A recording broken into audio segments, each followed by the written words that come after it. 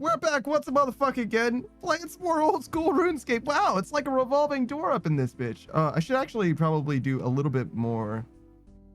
Wait, so you did come here after all? So I was right? I was actually right? Okay, we do this one, then we do this one. Need money. How is the purchase going? Not the best. Not the best, I would say. But that's okay. Change the stream title to goal max wood cutting. We're going to do silly steps and maybe some Herblore. This is old school RuneScape.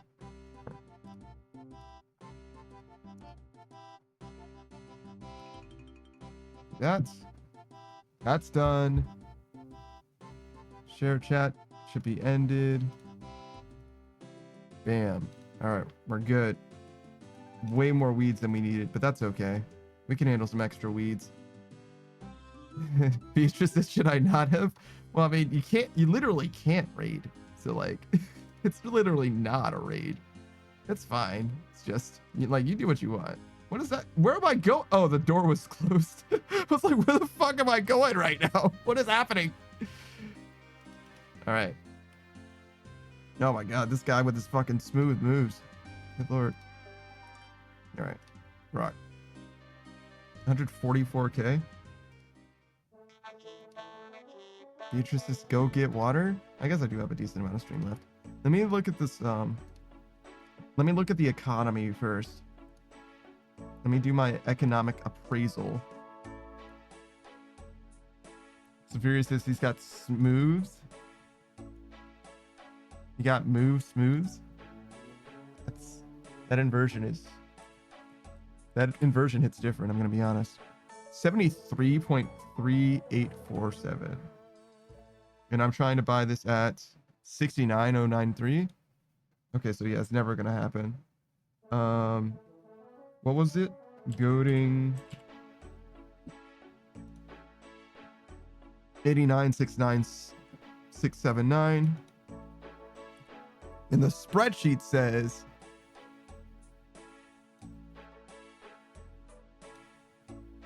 89.679.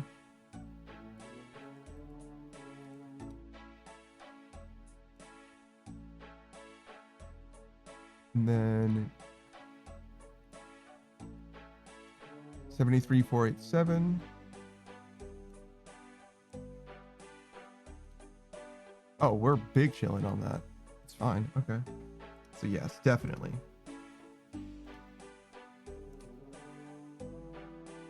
Aldarian. We're looking at, we'll say, how much money was that?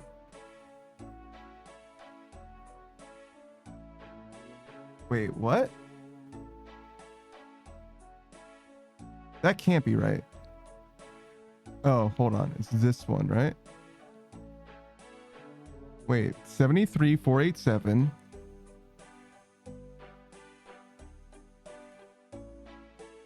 Yeah.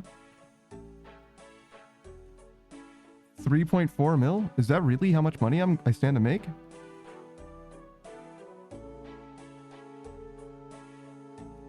Yeah, no, that's right. Okay. Well, fuck. Okay, let's do it then. 73.487. We can even do 75.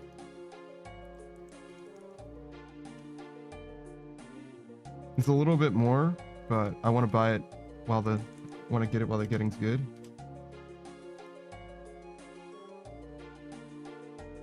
And I get some money back for that as well. So I said 883 at 75, but I actually spent 64896,842 over 883. I actually spent 73,495. So I actually saved, like, I lost 8 gold from the estimate, but 8 gold per each of those, we're chilling. That's like totally fine. We're gonna do this right now. Hey Sue, how's it going? Polly says more OSRS. Yeah, we're back. We're back. Ducky says, okay, G again. Have fun. Have a good one, Panda and Beatrice. Thank you. Beatrice says, I should have cooked more yucca. Help. You ran out of food? Also, I do appreciate you for hanging out, Zeph. Did you guys have a good time? Decadent Rain? Was Sasuke Cat able to join you guys? I imagine so.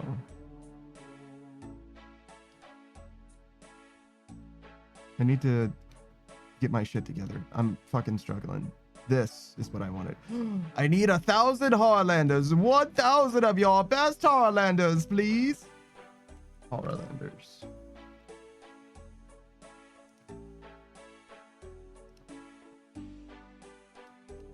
We're like slowly accruing more and more Heartlanders, but I do not care. It's fine. The amount of Heartlanders that we get is very much insignificant. We do need this and this.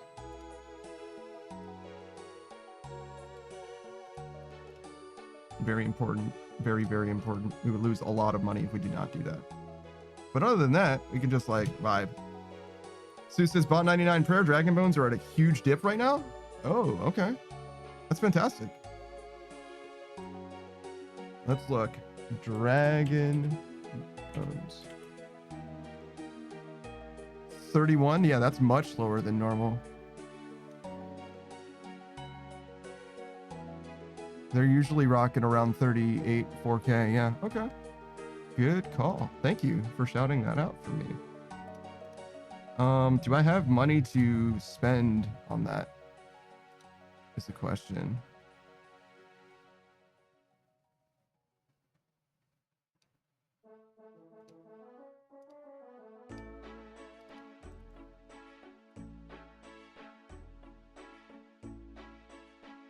$17,000 seems like a lot.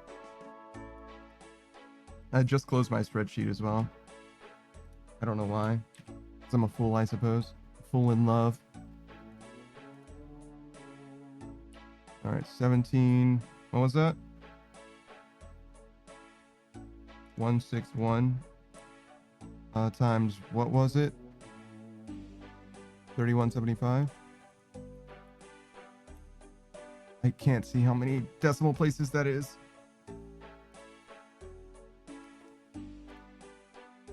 I think that's 54 mil. Yes, 54 mil. So I can definitely afford to do that. Do I have the money right now? No, but very close.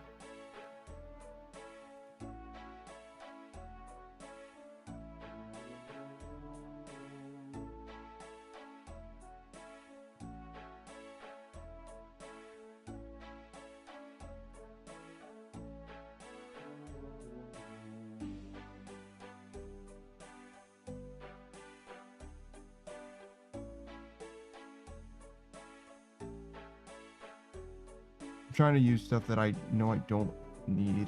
How many chaos runes do we have? That's probably, this will probably be okay. Let's do this now.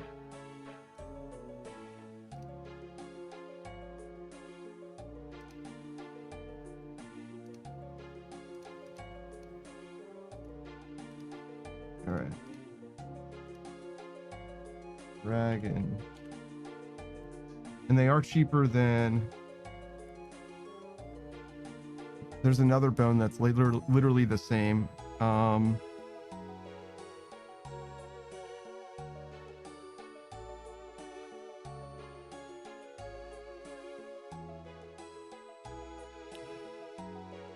Prayer, training.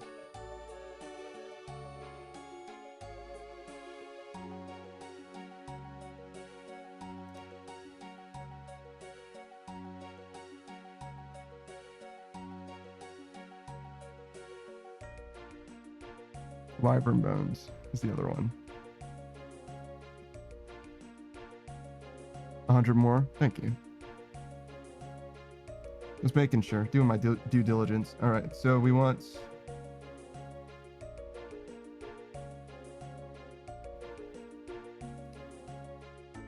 What does this say? 17,161. I'm gonna just get exactly how many it says. At what is the market value? 31 I mean, we could just do that. Just do a little bit more. What is the GE limit on these? Is there a GE limit? 75? Okay, so we got exactly the GE limit. Yeah, okay. Just let it keep doing what it's doing. Oh, we got some extra. That's fine. We'll just let that be the extra. We can sell them back later. We'll probably sell them at a profit, ultimately, right? So, getting a little bit extra is fine. Thanks for the tip, Sue. I really appreciate it. Huge, actually. Hopefully, it stops going down. But being that I'm now panic buying, but you know, it's okay if it doesn't. Kalia says, I played some Gartic Phone with friends and now just vibe. Gartic Phone, huh? Did you do anything good? I'm a little torn. Gartic Phone kind of exposes how funny your friends are. You know what I'm saying? Same with Cards Against Humanity, where it's like, it's a good game, probably, but it's a little bit too dependent on the people that you play it with to be like a truly good time. And also the space, the atmosphere that you have, you know what I mean? Matters a lot. I wouldn't play it on stream because I feel like it restricts the kind of comedy that people would do too much, if that makes sense. You know what I'm saying? Chloe says, well, I drew with my PC mouse, a limited skill. Wish I could have a draw tablet again. Yeah. I really like when artists do Gartic Phone and shit like that. It's very interesting. Rubber Ross did that shit a lot. But yeah, I think my very favorite drawing YouTube thing is Drawfee, though. I fucking love those guys. Those guys are very, very, very funny. I think I even keep up with Drawfee, even though I'm extremely busy. I think I do still keep up with their uploads to this day. Like, I very much am still a big fan. Big fan. Draw Detectives? Oh my god. Are you guys watching Draw Detectives? It's their, like, tabletop simulation, kind of, sort of. It's like, so it's an RP drawing murder mystery, I guess is what I would describe it. So it's first and foremost probably a murder mystery, but there's drawing challenges involved in it often, not always. And it's very much like a pseudo tabletop experience, being that there is a host in Julia who plays every NPC that they encounter and also has the entire world fleshed out for them to explore. It's a fantastic series, fantastic experience. I highly recommend checking that shit out. Fucking love those guys. They also stream on Mondays, which is one of the only days that I don't stream. Wow. That's not because I watch their stream. I just happen to know that they stream on Monday. Nothing against their live streams. Like, I really haven't been in them, you know what I'm saying? Like, it's probably great. But I prefer the YouTube content. I've always kind of preferred YouTube content for that kind of thing.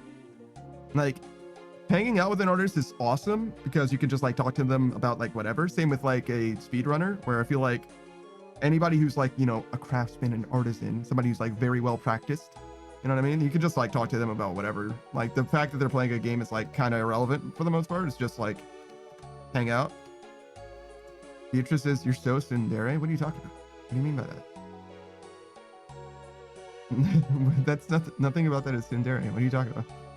Kogi says there's a German game that's basically Gartic, which literally meant to create art and not just goof around. It's called Color Mari.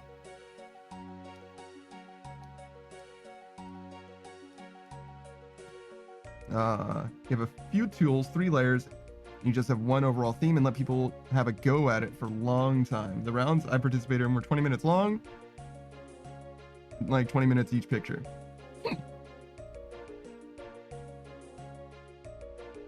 Interesting.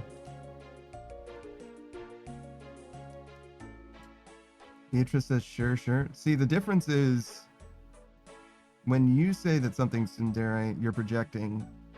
When I call you tsundere, it's because you're acting like that. Sue says, just dropped by to share that. See you later, Panda. Thank you for explaining and enlightening me. That's very nice, very helpful.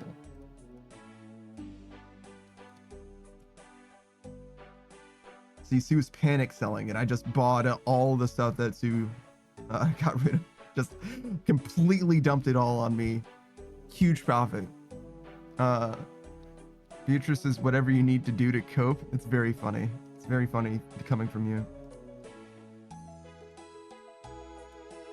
Colia says, I'd love to play with others, but unfortunately it's only in German so far. Wish they'd translate it. Yeah, sure. Maybe one day. You translate it yourself, coward. You know both. What's the problem?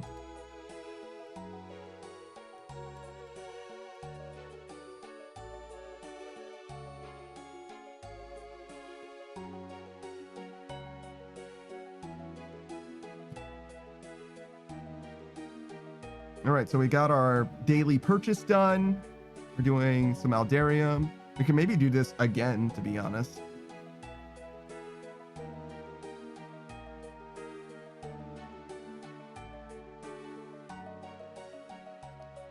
We're like not high rolling at all, but I don't think it matters. I think with average luck, we're fine, and we usually end up with above average luck, to be honest. Coleus is technically know someone who has been a tester in the alpha version and has been connected to them, but someone has to code that too, not just translate. Yeah, but like the people who made it can probably code in another translation. You know what I'm saying? Like if you just give them a like line by line translation or whatever, they can probably just do the rest. It used to be that that's basically how translation was done for like medias, like literally just a spreadsheet at a time, basically. Well, he says maybe I'll reach out if you really want to, certainly. But I wouldn't go like crazy about it, you know what I'm saying?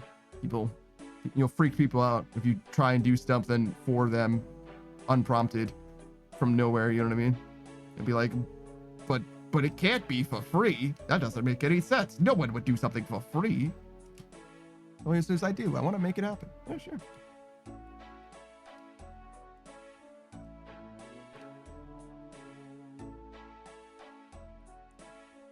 Is anybody live or online? I mean, Sue's doing stuff.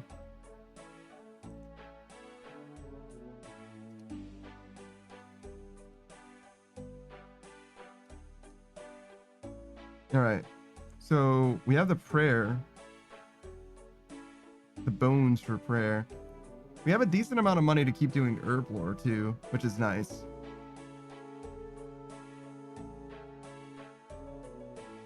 These red numbers are not the best, but it is what it is. We're just trusting what the GE is actually selling shit for. Is that Baba? It is.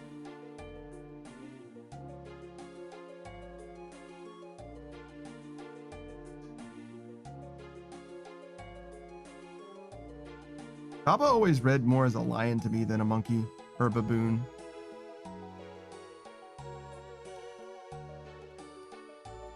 Not sure why. That just looks lion-y to me. It's kind of got like a mane and everything. Joy says, I tried to translate an English game into a German years ago. I translated 30 minutes of gameplay already of a text-based game and it got ghosted. And I was so proud of it. And multiple professionals review it. It was very good. So when you say that you got ghosted, do you mean like the person who made the game just didn't know who you were and just like ghosted you? Or like they asked you to do it and then they just didn't respond?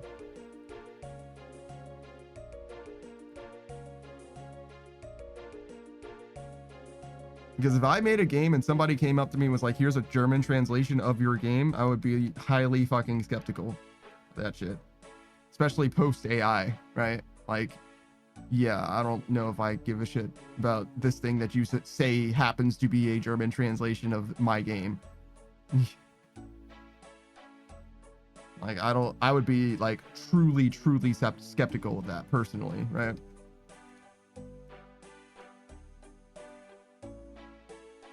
It's like, I don't know what kind of scam this is, but it's gotta be something.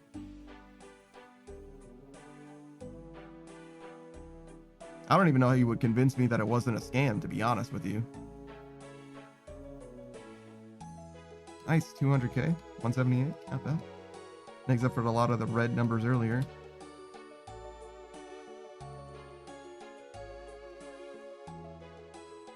This rate is really bad, but that's okay.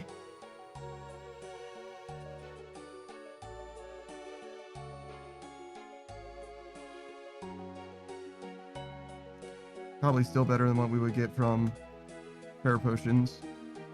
And it is supposed to be, theoretically, maybe profit.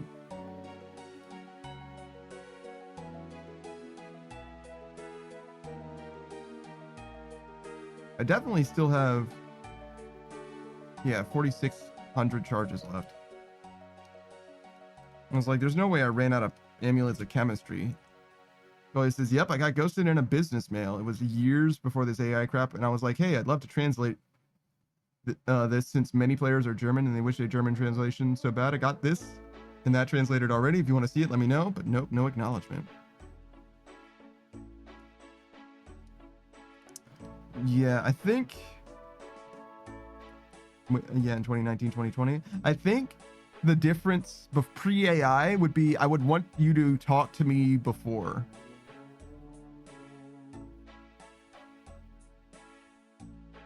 I think I would want to have a conversation with you. I wouldn't want you to just drop out of nowhere. You know what I'm saying? So I would rather you be like some member of the community for some amount of time before you say something. I think that would be the thing that would make me feel a lot better about it. Like if you now, Kolya, told me that you were going to like add subtitles to my stream in German or whatever, I'd be like, nah, that's legit. Clearly, like clearly you're not a fucking AI or a scammer or whatever. You've been around for ages and ages. Like I have an idea of what's going on. You know what I'm saying? Kolya says, how are you meant to be a member of the community of a mobile visual novel? It depends. It depends. A lot of that shit has like just like a Reddit or whatever, right? Wherever, you know, people are talking about the game, you just need to end up being a known person, right? It's not like impossible for that to happen as well, right?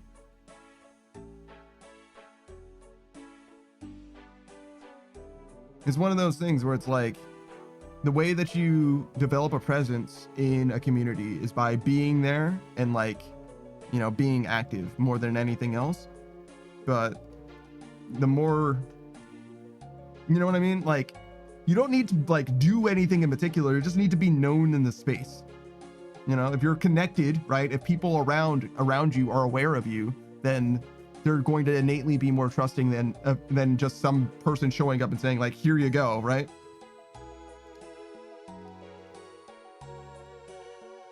That's all I really mean. I'm not saying like you need to like ingratiate yourself specifically with the creator of the game or anything like that.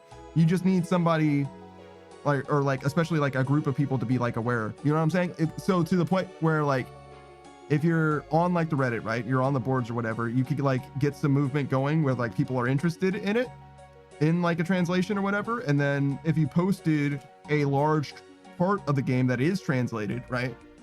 If that gets enough updates for Reddit, that's probably not going to be something that the game creator is going to know about. And then they can reach out to you rather than you reach out to them. You know what I'm saying?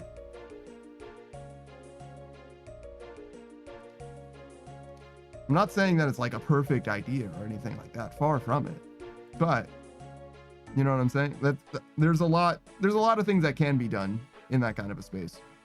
You could also do a little bit of research, because I know that there are people who do localize a bunch of, you know, foreign stuff, and that happens in various different ways, right? Like there's legal localizations and much less so ones, right? And the people who started out as a fan translation, right? They sometimes get their work co-opted, right? And you can kind of find how those stories played out, right? Like famously, what's his name? Clyde Tomato with Mother 3, right? Has like that whole game personally translated or whatever. Or maybe not personally, but like Clyde Tomato, I think, was like the person like ultimately credited with the translation, right? And like how, and like just being in the translation space itself, even independent of like an individual game, could also help with like, you know, acumen, you know what I mean? Like people knowing like who you are and like that it is legit type thing. And you can maybe even get people that would help you. I really did not expect to do more meowing. I'm gonna be honest. I'm gonna keep it 100. I thought for sure she just went to bed, but no, this is what we're doing. A little bit more meowing, I see.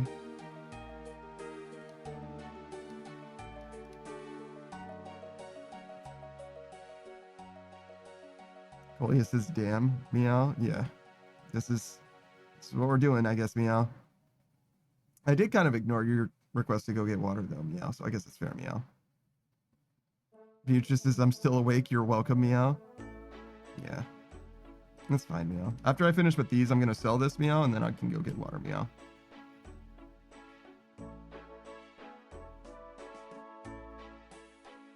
I say I'm gonna sell this, meow. It doesn't look like I'm gonna make too much money out of it, meow. It might be okay, meow. It depends, meow. I don't know what the value that this is nominally, meow, because I know what we're gonna try to sell it for, meow. And unless it's crashing literally as I'm making these, meow, we're gonna make money anyway, meow.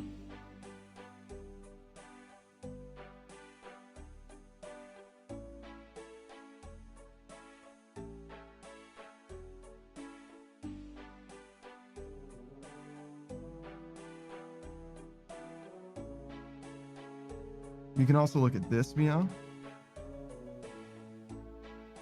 We're net 50k under, 80k under, meow. And that's also counting our battle stays, meow. So we're net a little bit less than that, meow. Which honestly, even nominally, is perfectly fine, meow. It's kind of a lot of money to lose in just 800, meow. Because we're only getting 100,000 experience, meow. So we don't want to lose 100k every 100k. That's like, well, actually, that's only one experience per, meow. So that's like 10 mil, meow. It's not terrible, meow. It's like twice what we really want to lose, meow, but we also made several million gold through these already, meow. So if you count the money that we made with the money that we lost, we just did it faster, meow, than using prayer potions, meow. So like, it's perfectly fine to lose just a little bit of money here and there.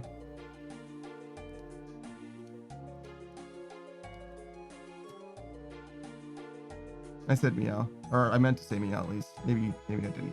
Yeah.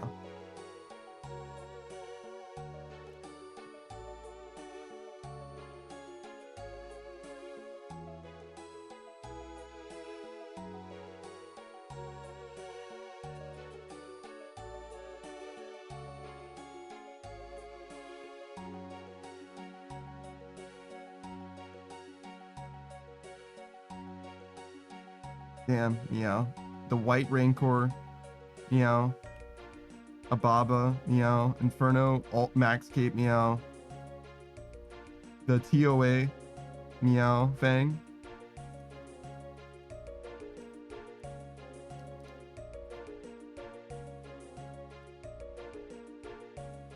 I think the rest is just vanity shit, meow.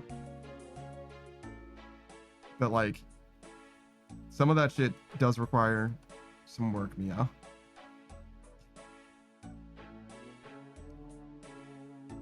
Don't see Blood Torva though, meow. You might have the Blorva, meow.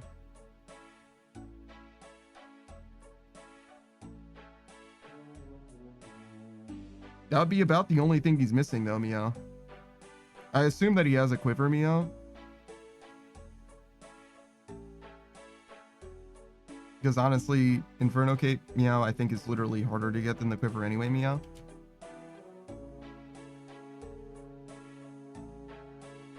It's just that one of them costs you money, meow. One of them's also longer, meow. Which is why I think Inferno's harder, meow. It just takes longer, meow, to do.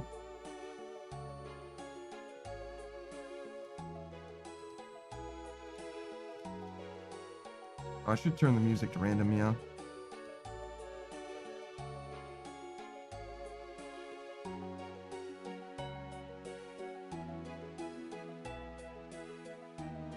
Oh no, my friend, meow.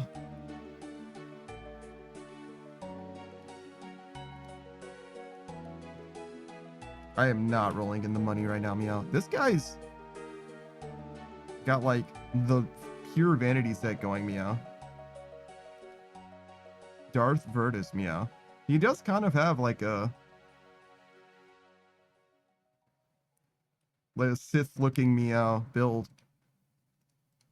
Darth Virtus is a good name for him, meow.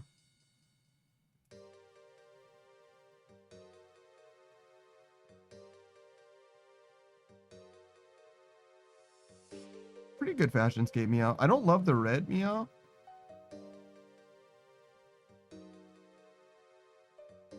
but it's not bad, meow.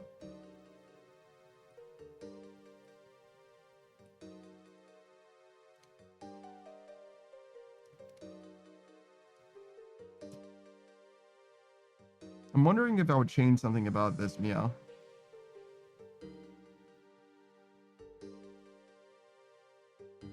Because, like, Skatizo has more black than he does meow.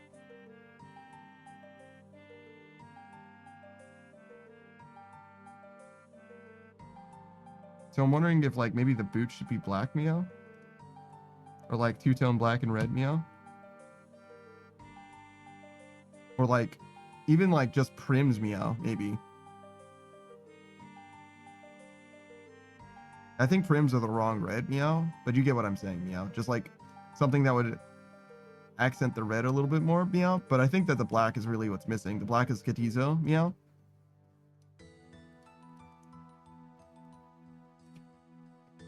Because he's got a little bit. The Void Waker has a little bit of black, and his gloves have a little bit of black. And inside the helmet of the Void, or the Torva meow.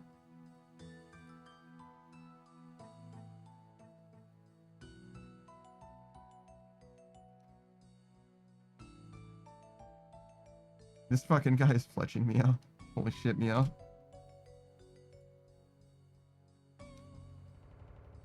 Oh my god, his stats are actually not very good at all, meow. What the fuck, meow? His Runescape game is, like, elite meow, but his skills are highly lacking meow. He does got max combat though, meow. In a big way, meow. This dude is not a skiller, literally at all, meow. His stats just fall right off a cliff. He only has cooking, which is like the most viable of them all. Meow. Not even Slayer, meow. Crazy. Like, no boss is done, meow. Except for Skatizo, meow. And only 60, meow.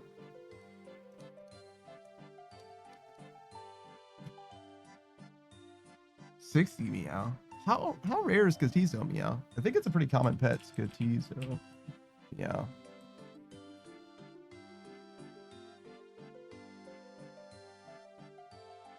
One in 65 meow, so we got it basically directly on rate. 1 in 64 and it's 1 in 65 meow.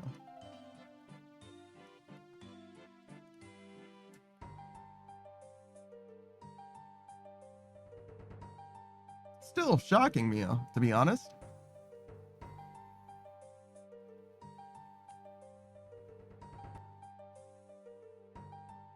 Not what I would have expected. I wouldn't even have checked his stats, meow. I would have fully guessed that he had max meow just from his Fashionscape alone, meow. He's got that fucking aura, meow.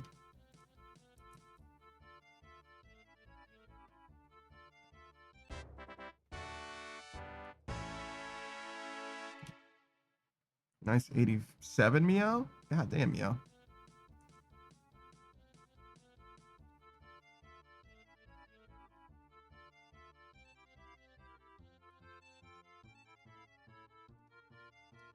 That'll make a big difference for the wallet, meow. How we doing? Net, we're at 50k, meow. Yeah. So we're still very close to break even, meow. Nominally, meow. Cohen says, all right, I'm on the tablet with my wonky ass keyboard, so prepare for slow as fuck responses and sudden interrupted messages mid-sentence, meow. Okay, meow. Sure. That's fine, I guess, meow.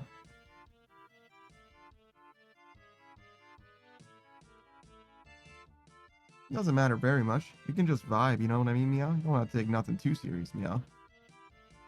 Yo, this guy's backpack is fucking whack, meow. Oh, that's a Masori assembler. It looked like just a regular ass assembler, meow, but I didn't see the yellow on the side, meow. I thought it was this one, meow.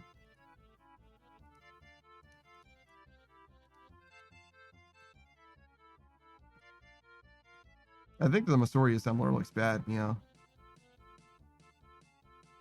Toy says the keyboard is a hybrid between mobile and PC keyboard, meow. It's awful, meow. It does sound awful, meow. I'll give you that.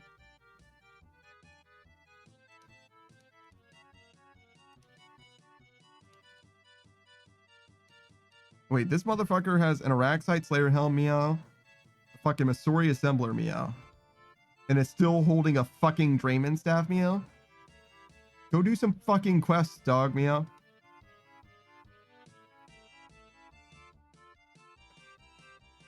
My brother in Christ, meow. Go do some fucking quests, meow.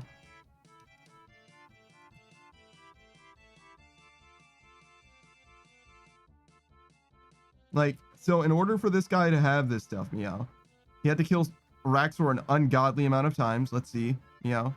Only 80, so he actually high rolled on that shit, meow. He had to do Masori. Or, so he had to get, what did he have to do, meow? He has to do TOA expert, meow. Apparently only 8 times, meow.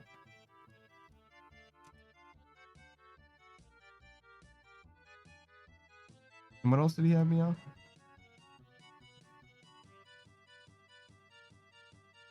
I guess that's it, meow. Because those Chasian stuff is nothing, meow. I guess he just doesn't like questing, meow.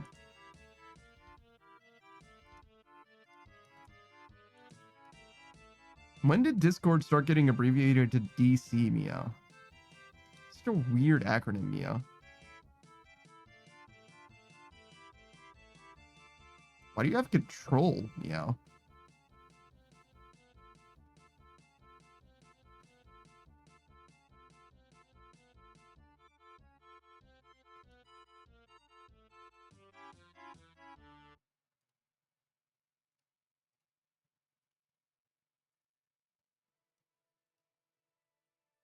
Places I've seen and used it for years, meow.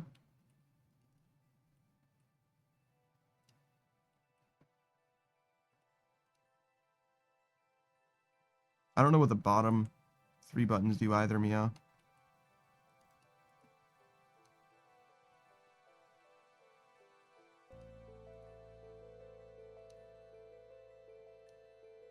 Oh yeah, I need to know what the goading potions are actually worth, meow. 8717, meow. Is that what it said before, meow? Because I don't think it is, meow. I think it said 91 something, meow. 89679, meow. 8717, meow. 89679, meow.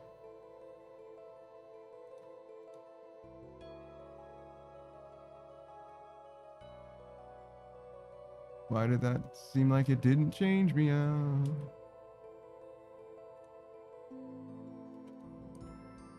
Oh, no, it did, meow. It just doesn't. It's not a huge impact. Okay, we'll do it then. 87717, meow.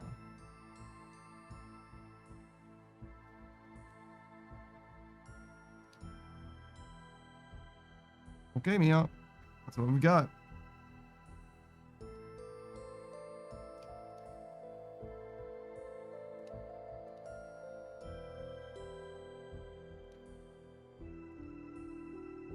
We can even start doing prayer, meow. Oh wait, I bought all of those dragon bones, but I'm gonna need way less because I'm, well, not way less maybe, but I'm gonna need less because of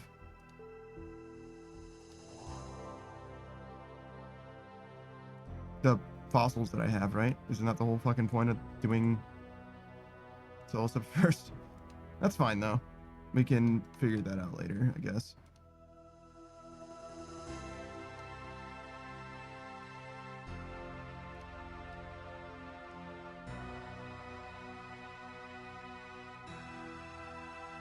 All right, so we need a rake.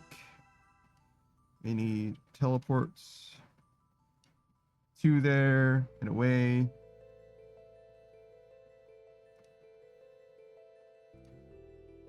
And I'll take my Numaline as well.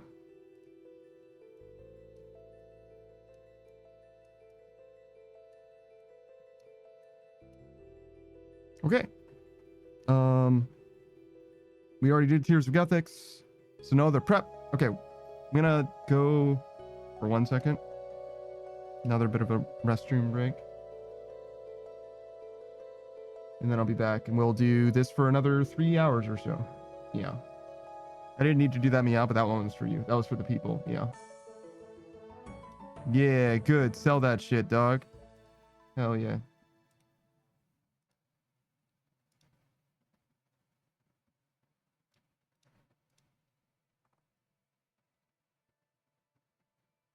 I don't know where we're at, so we're just gonna go. Oh, actually, we should go here. I think it'll be here, right? It's fine. Yeah. And then, if we do this, and then this, and then we go. Oh, I don't know what the fucking video is. Okay. Actually, you know what? We can just start from the top. We can just take it from the top. That'll be fine. You don't need, like, literally the one that we left off on. You can just do that for whenever. What the fuck is happening? No, like, do it fucking normal, like. Okay. Stop. Show. Yep. Time. Play. Loop. A few days ago. Shout out to. I'm gonna hope that it actually fucking works this time. Was guiding her through that experience. That dude has the patience of a goddamn saint. All right, I'll be back. I could never explain to Laurie, like, Deep Rock. It was listen. Things were, her energy level was way too high, and she wasn't paying nearly enough attention.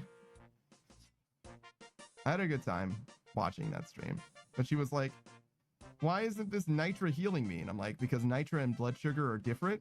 Blood sugar glows. They don't look the same. And she's like, they look the same. And I'm like, no, they look different. She's like, they look the same. And I'm like, yelling it at me isn't gonna make them look any more similar, Laurie. They look different than each other. One of them literally glows. Like, I don't know how to, like, it's not even my fucking bit. Like, I am Panda. This is not actually my bit. I am Panda. This is not actually my bit. I guess I'm gonna speak like this for the indeterminate future. I don't know why we're doing this. I guess this is what we're gonna do. I feel like I am slowly speaking faster and faster. I don't really know why this is happening. For 3 minutes, I can't stop it. I guess I'm going. I feel like I'm actually accelerating. I'm going through a tunnel. I can't help it. Time out, dude. Time out. I know it's a routine, but fucking time out, dude. You actually give me some fucking anxiety. Stop. Sorry, right. Booze. I'm putting my foot down, Booze. Can you just refund him? Fuck that shit, dude. Well, I already ran the ad, but I will refund him. Thank you. You can't. I cannot. I literally cannot deal with that for 8 minutes, bro. Say 3 minutes, whatever. It's so weird to me. I felt like I was actually speaking faster and faster. You were. It was fucking. My heart was going faster. Three Nuzzles pounces on you. Ooh, you so warm. Ooh, couldn't help but notice your bulge from across the floor. Nuzzles, your necky wecky, tilde mertilde. That can't be right, possibly. He unzipped your baggy ass pants. Oof, baby, you so musky. Jesus Christ. Take me home, pet me, and make me yours, and don't forget to stuff me. See me wag my whittle baby tail, all for you, your bulgy. Kissies and lickies your necks. Hope daddy likies. Nuzzles and wuzzles your chest. Yeah. I be getting thirsty. Hey, I got a little itch. You think you can help me? Only 7 inches long, uwu. Please adopt me. Pause your bulge as I lick my lips. Uwu, punish me, please. About to hit him with this furry shit. He don't see it coming. Wow. That is some internet shit. It surely is. You guys want a core stone? Oh yeah, we can do that thing. That'll be easy. I wonder what R&D wants with these core stones. Wherever that is. Okay. So, did you? For those of you that don't know, fall in the gap that I was filling? God damn it! Julia says, "Happy birthday is getting old. I prefer more creative well wishes." Getting old? Happy birthday is getting old? You're telling me that happy birthday has had too many birthdays? That's so fucked up. That's fucked up. Shouldn't happy birthday be exempt from getting old? Wait, where the heck is Team? Wait, what? I'm trying to fall, Panda. Wait, Oh, why shit, are you that's here? the map. What the fuck are you doing here? What do you mean? I don't know. I was It's right behind you. oh, I'm fine. We should go. I don't know Yeah, what we I'm should doing. go. What do you mean you're fucking? I needed heals. Kind of fell. Justin I'm crossed the fine. entire map to get over to me specifically. I'm like, wait a second, what the fuck? I don't know where I am. You can't have them. Those are child skeletons. I need them for my collection. How else am I gonna make a fucking foundation of my house, bro? It's the only way. It's the best fucking thing. We did the science. We ran the numbers. Child skeletons, strictly necessary. Look, we're gonna tear this house down in 40 years because we don't build it to last, but it's the best thing to use for 40 years. I thought you were saying that the way that you did deadlifts was with dumbbells and a bench, and I'm like, what the fuck are you talking about? Oh, well, you see, I do my push-ups standing up, you know what I'm saying? Like, I don't really like to get on the ground and do my push-ups, so I do them standing up instead. And I'm like, bro, I don't think you're doing push-ups, bro. I don't know what the fuck is going on, but it can't be a push-up. Yeah. He's lost half of himself. I don't know. This is right. And then.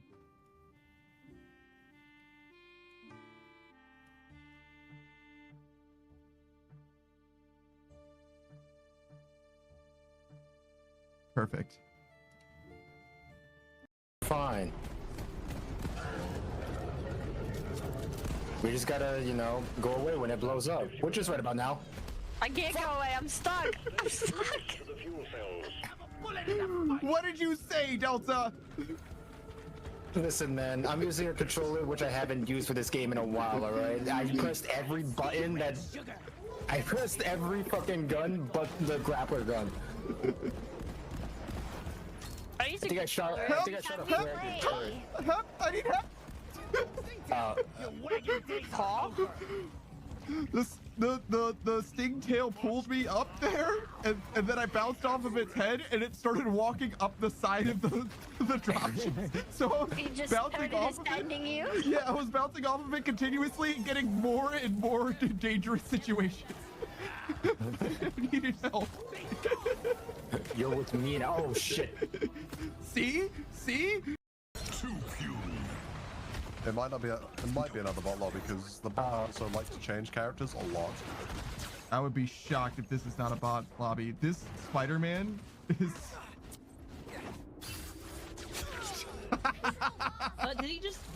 Did that Spider-Man just jump off the edge?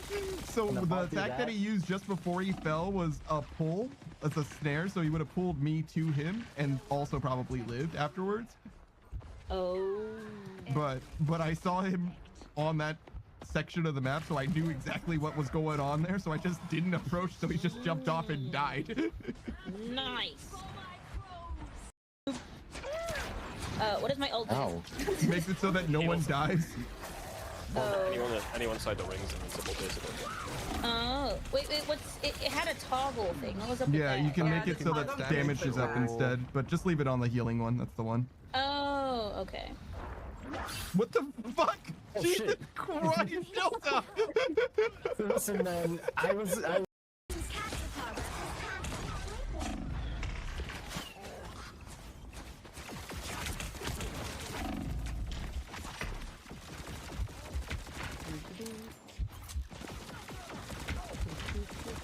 Oh my god, he's fucking impossible to hit, but he can't hit me either. No, Thor, stay away from me. You sure are on him. This is, if Panda was chasing me, I'd just run to a furniture store. You wouldn't go any scared of it, yeah.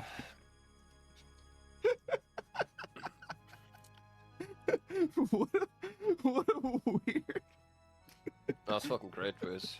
Boo says because he doesn't know what the fuck to do in one. Do I sit down? Do I buy something? I don't want to buy it. Yeah, you just freak out. Freak the fuck out. Undivided attention. Hungalamg Honolug Hongas. Princess Halamoke, bro. I had a bobbit pen when I was growing up. It was What sick, the actual fuck? It's like Yeah, a a little fidget pop. pen. Nah, we had instructions on like a fidget toy. Hmm. Told you what to do. Told you when to bop it, when to stop it. You know? Told you when to pop it and when to stop it. I'm gonna do crime. I'm gonna do crime. Stop me. Okay, I'll stop you. Okay, good. Stop it. Stop it. All right, now pop me. Okay. You're kind of a sheeple, huh? That's No. I think skeptically about things, except when it comes yeah. to. But you only think skeptically about things because someone told you to. It's crazy. Even if that's true, I don't know if there's anything I can do about that. Do you just have donuts at your house? I got a bag of donuts from the bakery.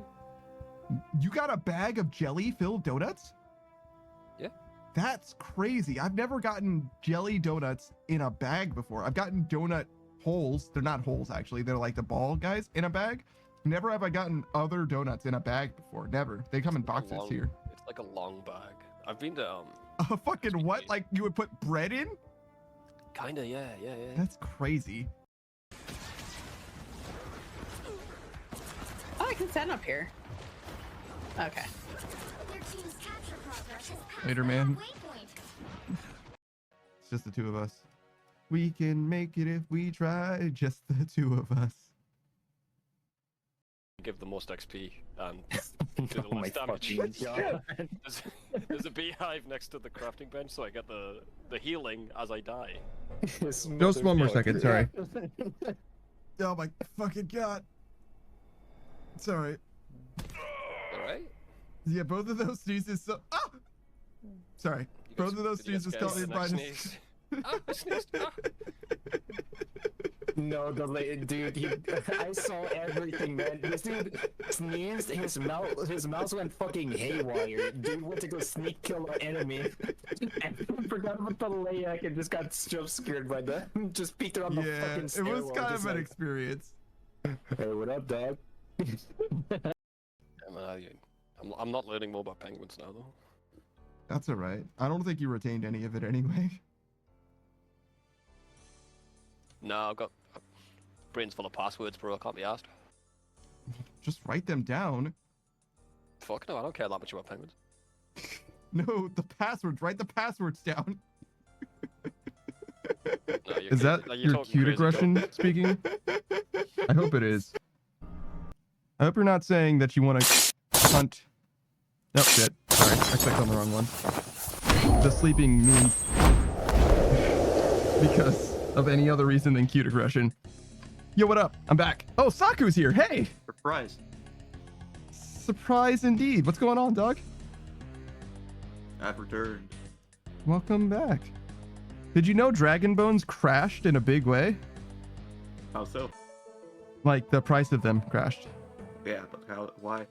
I don't know. You gotta ask God or something. I just bought them, dog. I just work here. You know what I'm saying? I have no fucking idea. Nobody you train sprayer anymore? I don't know, but I got my training's worth completely, and obviously I'm gonna do the fossils first, but after we finish the fossils, we can start running those. And then whatever I got left over, hopefully we'll just, by then it'll have accrued value again. You know what I'm saying? Buy low, sell high type dealy. Boy, is this LOL Sako just appeared out of thin air? He might have been here this whole time for all I know. I just got back. Which, by the way, I do have water.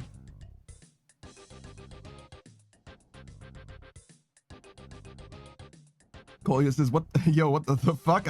What am I doing in a clip? Mom, I'm famous. Yeah, a little bit, I guess.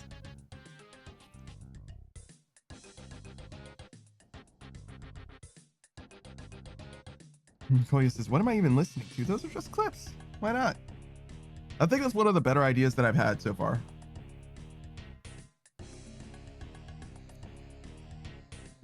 Mostly inspired by the Undrafted. His BRB screen isn't a playlist. It's just a highlight reel that he like cultivated or whatever, and it plays on a loop. And I was like, oh, well, what if I just take all of my clips on a YouTube playlist and I have that play as an AFK? And I ideally, originally my plan was to shuffle it so it would be different every time, and you would just get a random video every single time. But it's either not random enough or it's too random, if you get what I'm saying, where like it doesn't feel like you don't see videos frequently. You know what I mean? It feels like you see the same stuff commonly.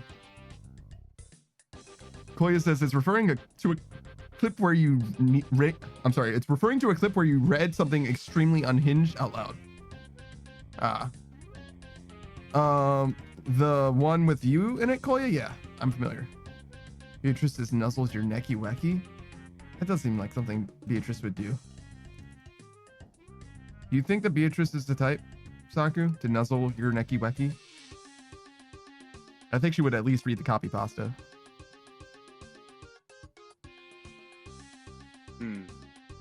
Beatrice says, no, I'm quoting the clip, you motherfucker. Yeah, but, you know, there's a reason why that it appeals to you. Koya says, for context, I helped you, I hate you. I helped you, I hate you. I'm helping, why are you making fun of me? I hate you, I hate you, I hate you.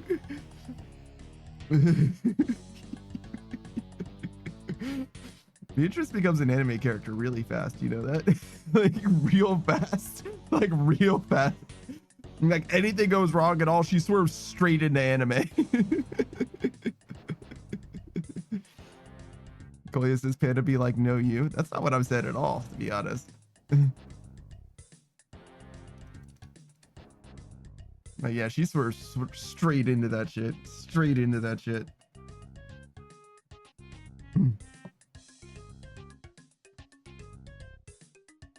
I hate the way that you walk. I hate the way that you talk. I hate the way that you dress.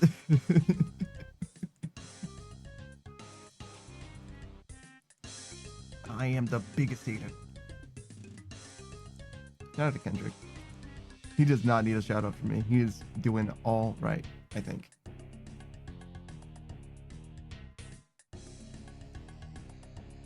We gonna be all right. Oh, this is what I want. King Gunther. Bitch, when you and I was one.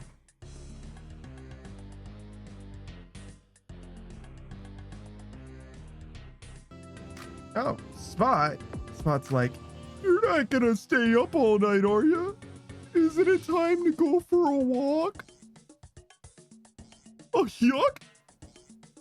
I do feel like Spot would have like a goofy ass affectation like that. Like if he was able to speak perfect English, he would still be like, oh, yuck. I don't think he actually begs for treats, I'm gonna be honest. I'm not sure if he's that type of guy. I think he begs for Savage to go to sleep and to like give him attention and to like go out. Julius is literal puppy eyes. I think he is still young. He's like 2 or 3 now, something like that. But he's not like young. You know what I'm saying?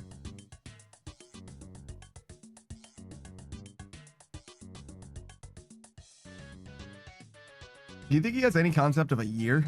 Animals kind of know about like winter and summer and shit, right? So he probably knows what a year is.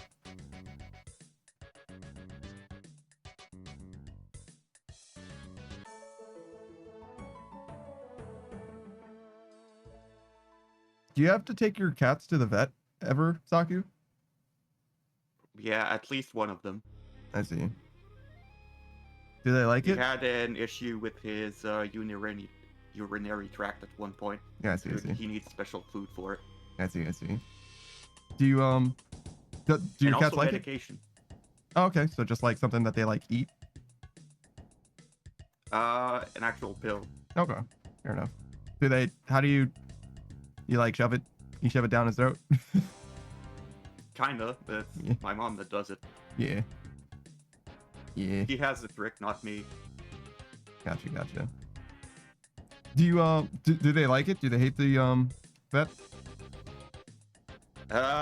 They don't recognize each other after a vet visit. Like, it's mostly one cat that goes to vet, the other one is fine. So what you're saying is every time they come back from the vet, you have to like reintroduce them to each other? Yes. That sounds like a fucking nightmare.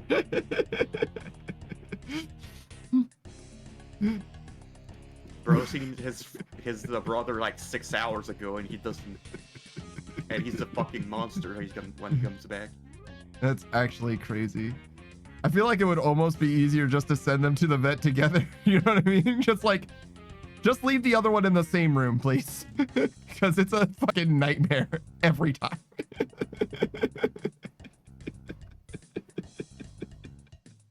How long does it take them to get used to each other again? I think last time it took like 3 days. Okay, so it's not like the worst thing. If you said three... It's just one is gonna hiss at each other. It's just they're gonna start hissing at each other. Sure. In fact, there's another thing that happened at one point. Yeah? Jackie got stuck in in one of the closets in the house. Yeah. And he came out of it, and Sammy was hissing at him. It's like, who the fuck are you? Yeah. Jesus fucking Christ. That's actually crazy. But yeah, if you said 3 months, I would be like, dog, you need to send them both to the vet. Like, what's the other one need? A checkup. You know what I mean? Fuck it. Like, it's not worth it. It's not worth starting over. The money is worth the fucking emotional expense. Koya says, is animal amnesia a thing? Yeah, I don't know. Could just be like a territory thing. You know what I mean? Where like if the other cat's gone for long enough, he's like, okay, like this is mine now. Like I own all of this. And then but as soon as they're back, it's like a competition sort of a thing. But then they just like mellow out because there's nothing to compete over.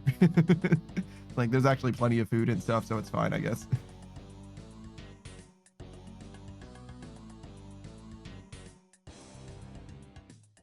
What you have to consider is that most animals are extremely fucking stupid. Like there's like just nothing going on in their head like at all most of the time. That isn't to say that they're like incapable. I said incapable. What a jackass.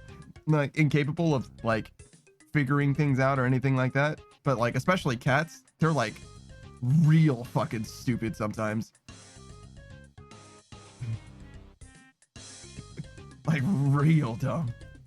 Like bro, like you should have known that this wasn't gonna work.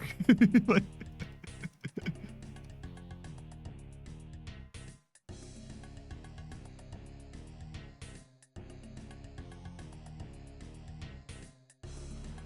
but then again, I do dumb shit too, so who am I to blame my cat? My theoretical cat, my hypothetical cat.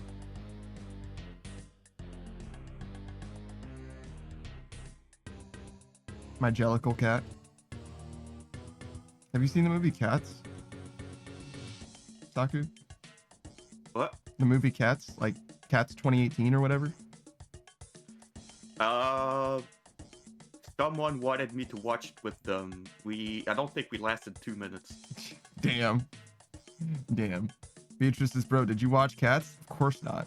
But again, that show that I mentioned earlier, Drawfee, they absolutely have mentioned Cats many times. I don't know if they like it. I think that they don't, but it's hard to say because they clearly talk about it fondly. You know what I mean? It's one of those things where it's like, now it's just like part of their like friend culture. You know what I mean? Like they just have like an attachment to the movie Cats that they just can't escape from. No matter how much they may hate it or love it or whatever, they just can't escape from it. And there's a playlist of Drawfee episodes where it's just the ones where they mention the movie Cats 2018. So like they'll go like 70% of the way through the episode and then something happens and then they just make a reference to Cats 2018 or whatever. That's like the whole reason it's in the playlist. Fucking legendary, dude. Drawfee's bits are some of the best things that I've seen on the internet, genuinely. Like their bit, I don't know, their bit culture or whatever is so fucking good.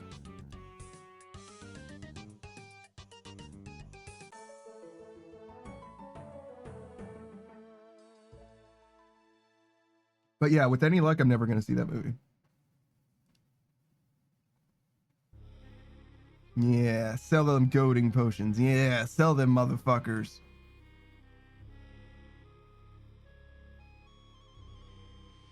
Yeah.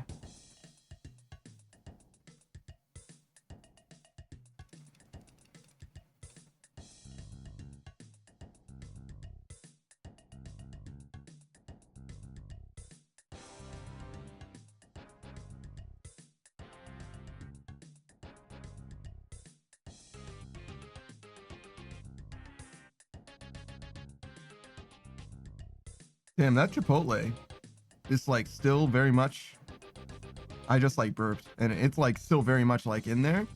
And honestly, I'm kind of here for it. It's like it's still good. Like it still like resonates well. It's sitting well. You know what I'm saying? I'm like, you know what? That shit was pleasant.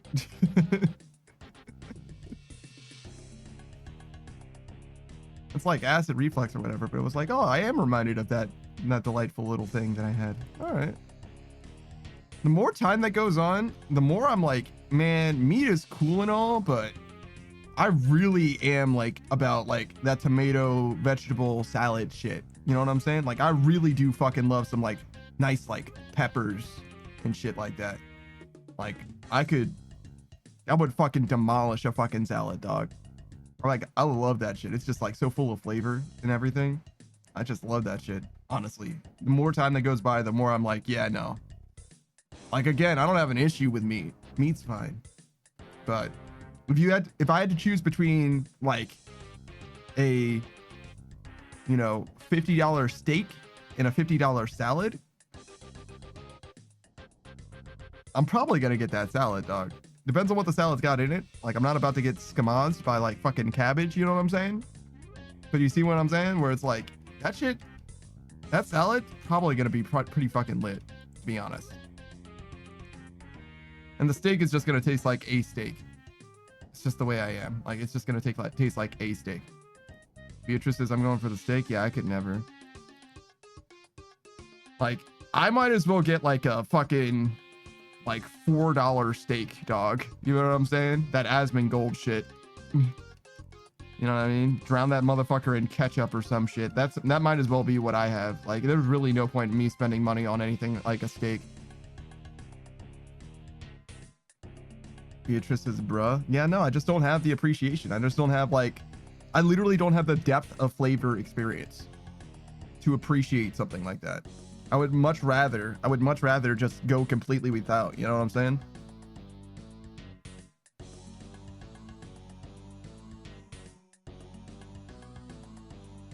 And I swear to God, it's partly because I have to over-season shit. And when I say over-season, I mean like, I'm sure that I do so much. Beatrice says, I am reminded of your 15 bay leaves. And I'm like, yeah, that's true. Yeah, I'm telling you, man. I'm telling you. There's just like no reason for me to do like fucking any of that shit most of the time, where it's like, it's just a waste on me. It's just lost on me. Like I can appreciate sweet shit and, you know, like desserts, and like I can appreciate like everything, but like the nuance, you know what I mean? The like fine seasoning affectations and shit, like it just doesn't do. I just don't notice. Beatrice is, were you always like this, or did COVID fuck you up? I always thought that all food was good. Some food is better than others. Always.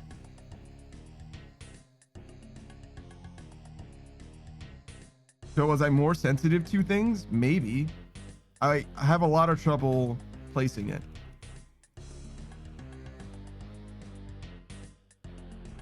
But like ramen noodles like barely taste different to me now. And I don't think that used to be a thing. Like the chicken and beef or whatever, like they barely taste different. They're like very much mostly just ramen noodles. So it could very much be a COVID thing where I just like don't taste things anymore, really.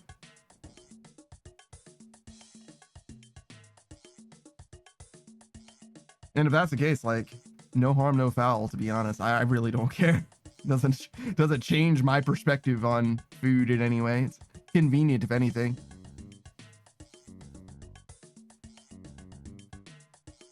Shout out to all the frozen pizza that I have, that I still love, by the way. The shit is good. Beatrice is, yeah, I was just curious. Yeah, no, I got you. I have no idea. It's possible. It's totally possible.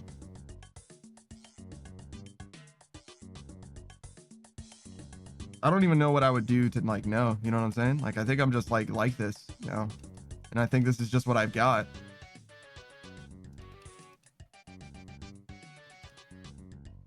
I don't think it's just gonna be any different. I think we're just gonna have to ride onwards. Beatrice is panda, kinda, yeah. I think I'm exactly 10.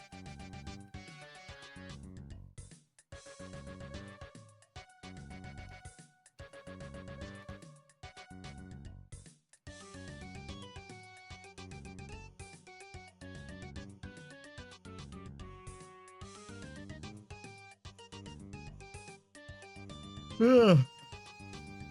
Oh my gosh, such a deep yawn. For another 2.5 hours to stream too. We've got a long way to go. You're still making mithril bolts, Saka? Nope. What are you doing? Grinding it out in Disgaea? Oh no, mithril plate bodies. Mithril plate Yeah, body. yeah. I remembered. I fixed an inaccuracy earlier, but I am now caught up. An inaccuracy. Yeah, Beatrix knows fire spells instead of ice now. I see. Fair enough. So it didn't take very long then? Nope. Okay, good. There's tricks that I haven't shown to leveling up. Mm-hmm.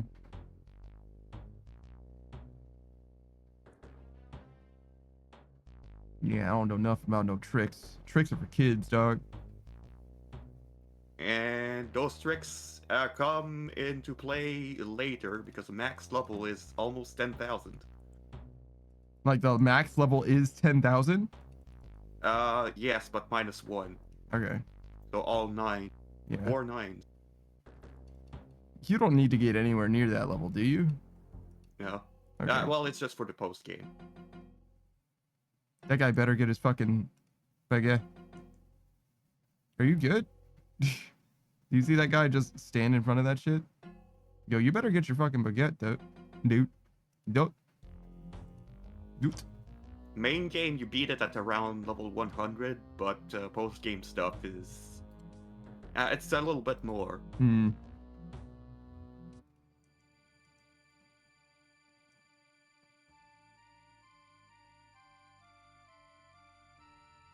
No. Let's see. What do we want to listen to?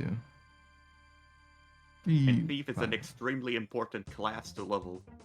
Because it lets you get stuff that you wouldn't otherwise get from stealing? Yeah, because you can steal enemies' gear. Ah, like just straight up off of their bodies? Is that for progression or to make them easier to kill? I don't know, straight off of them while they're alive. Like you can steal someone's sword if you want. Is that for like combat utility or what? It is... So... There are places where you can only... Well, there are things you can only obtain from stealing. Mm-hmm. And there are things that you need... if you want to get the best weapon, you have to steal a legendary weapon of the rank before it and level it to 100. And then the boss at level 100 of the item will have the highest rank weapon. I see. Weird.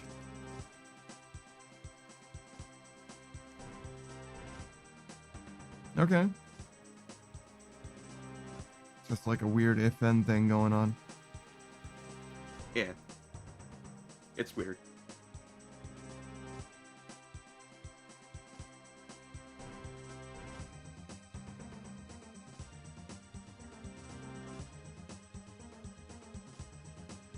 And Thief is hard to level because it is the weakest class by far. Sure. It has the lowest stats and aptitudes and weapon mastery. Its highest is a D in gun. Damn.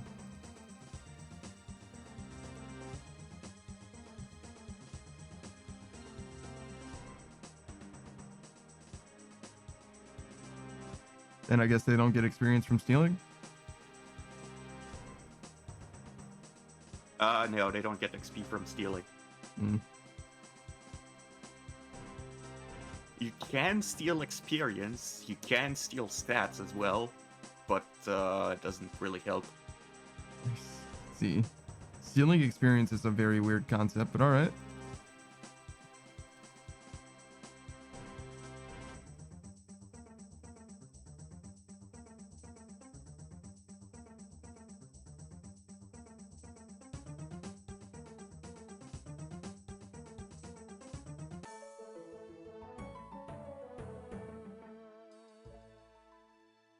Yeah, I'm gonna check my Twitch inventory. Yeah, Strava was looking for drops or whatever, right? How did I not watch 4 hours of Marvel Rivals when I left my stream open with you guys' stream? Maybe you need to be like an active viewer in some way. Ew.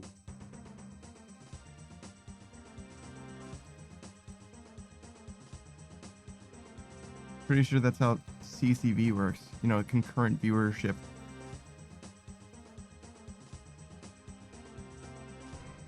Active is just like a nebulous, you know, hard to substantiate term. It's just like, yeah, well, if you're active enough, then you count, I guess. I'm just like, you know, whatever. It's one of those things where it's like, I'm not playing the Twitch game hard enough to be bothered by that. Hang out if you want to hang out, you know what I mean? That's where I'm at.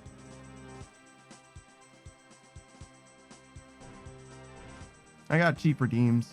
It's like the best way that I've got. Like if you want to do silly shit with my face, feel free. There you go. See?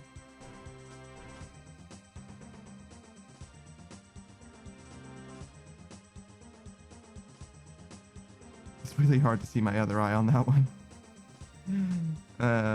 Silly.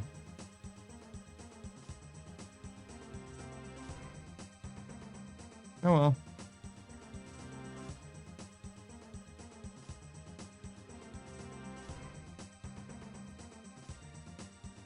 Oh, might need these. You fool, dropping all of these mushrooms that you now have to pick up.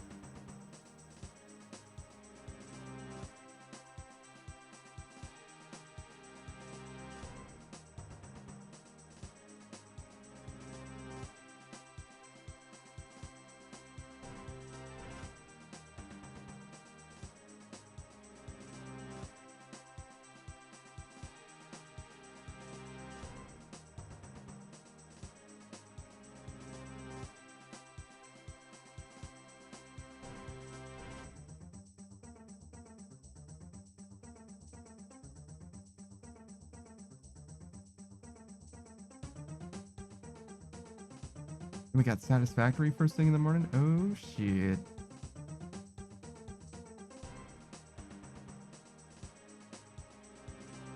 Another long day tomorrow too.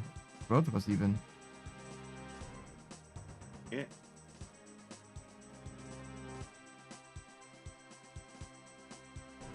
How long do you normally stream with Katune? It's the usual 3 hours. I see. From 7 to 10. Yeah.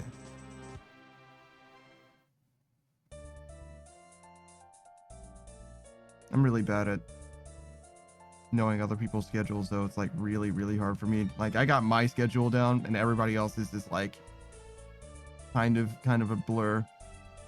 Part of the reason why the shoutouts are like so consistent for me is because I really do want to like know what they are. Because it definitely does come in waves where it's like, oh shit, I have time. Who's streaming now? Like impossible to know. In a lot of ways, the easiest way to know is just to see when they go live, right? Like just be on Twitch and just see. But it is nice to expect people and be like, oh yeah.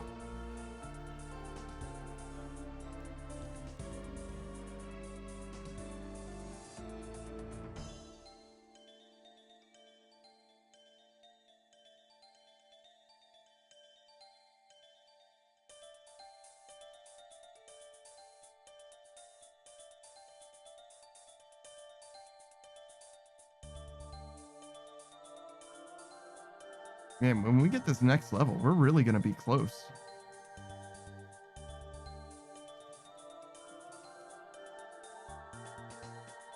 $97? 10.6 mil?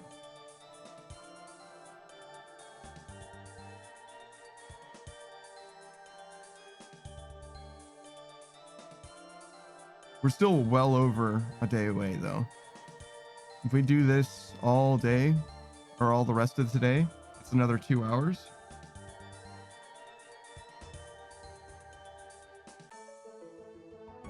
we'll be at like 200 experience, which is 500. So the next day that we'll do, we'll get like at least one more, which is still a good 2.4 million off.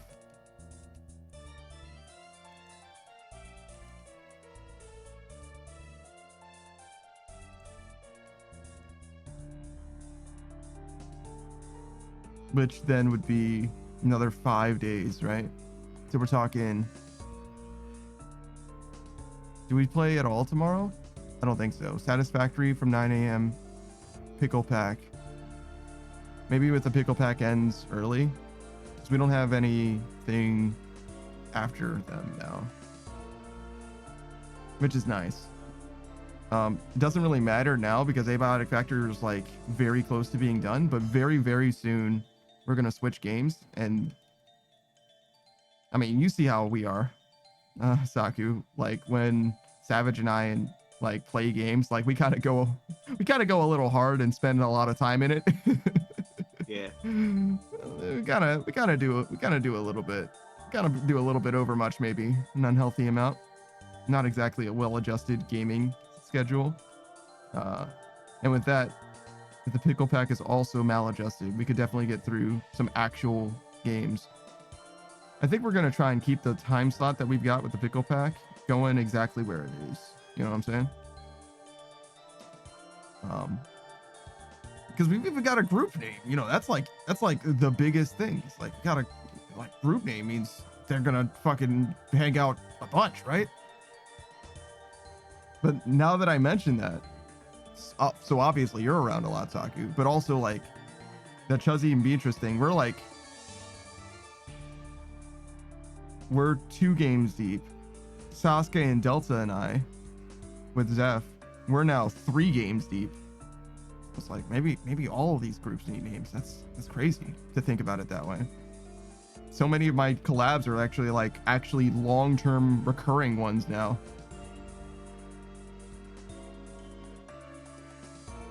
Which is obviously not a problem, far from it. Well, the problem is names. We need names for these things. That's a huge problem. Not at all. It's not that important at all.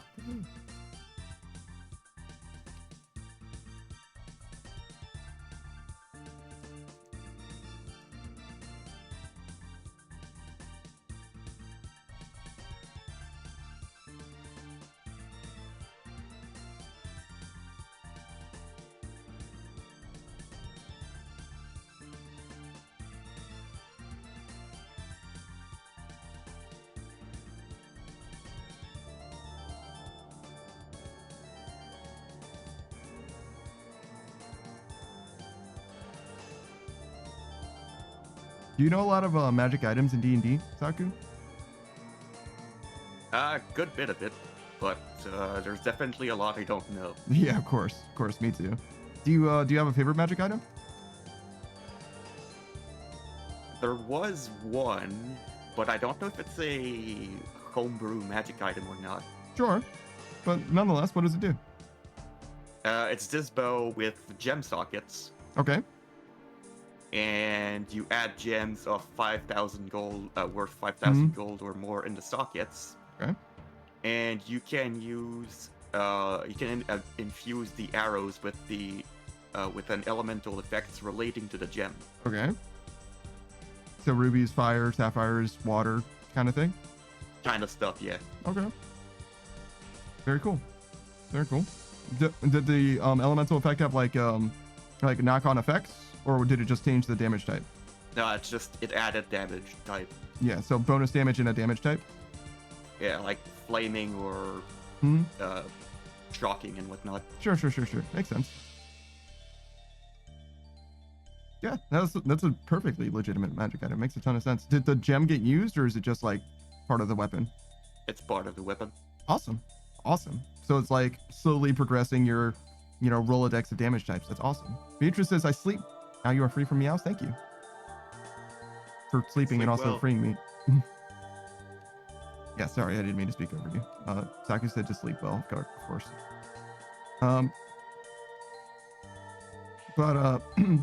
I've definitely had a bunch of magic items.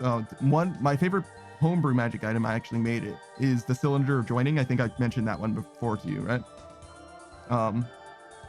But all it does is it combines any two items that can fit through the cylinder. It's a cylinder that's roughly, you know, like a finger trap size, roughly in between there. Like if you make an O with your fingers or whatever, somewhere between there and like a finger trap.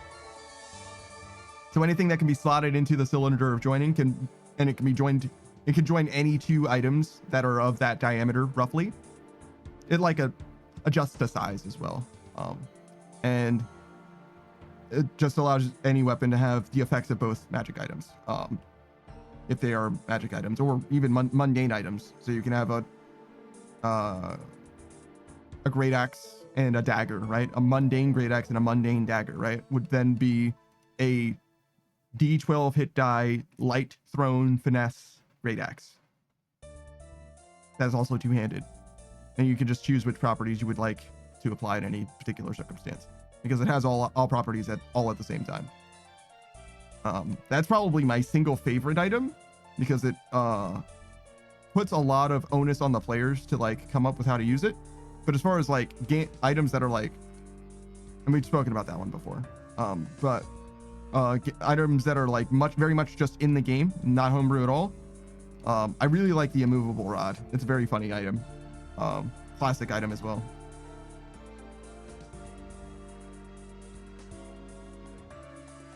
And it similarly challenges people to think unconventionally, think laterally about how to use this thing.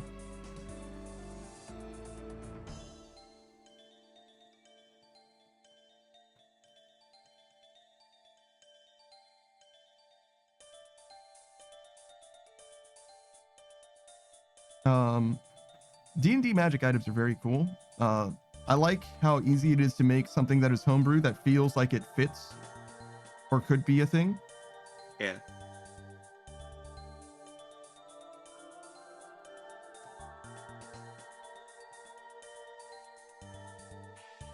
Trying to think, is there anything else that stands out to me as like an awesome D&D item?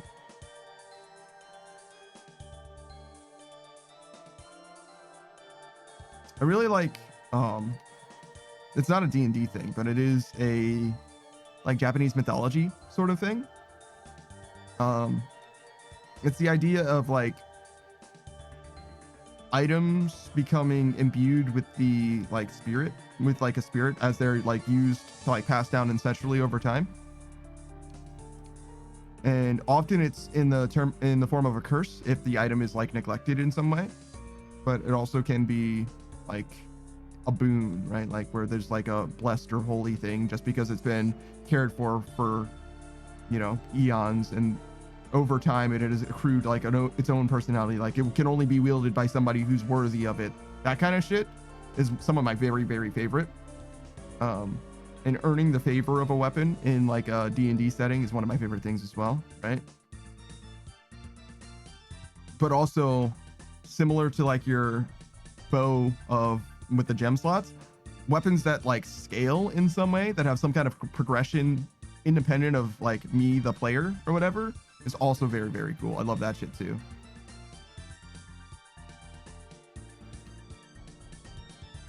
So yeah, I would love like a warlocky, because there's like a spellblade or hexblade, I think is what it's called, hexblade warlock, that has like a dedicated, like this is their weapon.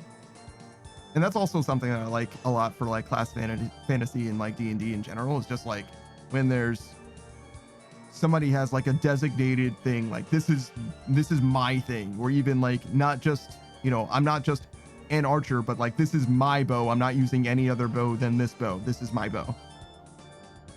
And like you have a very personal relationship with your bow. That's actually why I hate Beastmaster in 5th edition so much, because it feels like the ranger class that has an animal companion is like designed such that you just like kind of let your wolf die sometimes, like just kind of like stick them on something and then just like replace them later, which is like kind of callous at the very least. A little bit, yeah. Doesn't seem right. Doesn't seem like the optimal way to play it. You know what I mean? Like from like a player perspective, as opposed to from like a numbers, you know, like min-maxing perspective.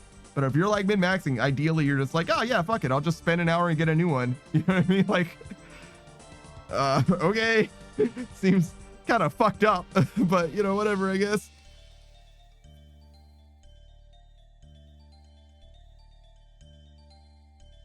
But yeah, no, I wouldn't do all that personally. And that's only one of the many things that I don't like about Ranger, actually. Well, the original Ranger subclasses, at least.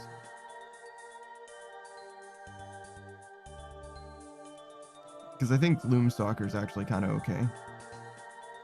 But like, just be a rogue in 5th edition specifically. But I also don't know about 1D&D or whatever the fuck. I don't know how they changed any of the new shit. Wait, I didn't go to bank. Whoa, we're very close to selling out our shit. Nice.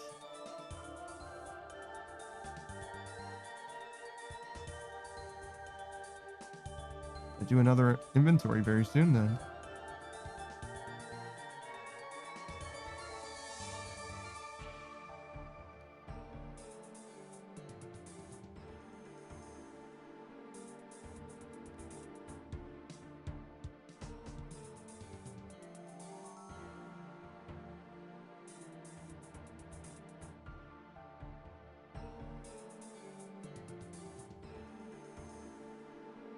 Because as long as it's making money, we're going to keep on doing it. Those goading potions are perfectly fine.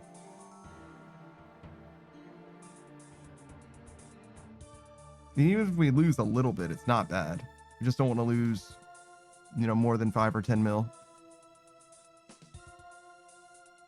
Like across the entire grind, rather than in one inventory. If I lose 5 mil in one inventory, we're not going to do this anymore. We're going to go right back to prayer potions. We're going right on back to prayer potions.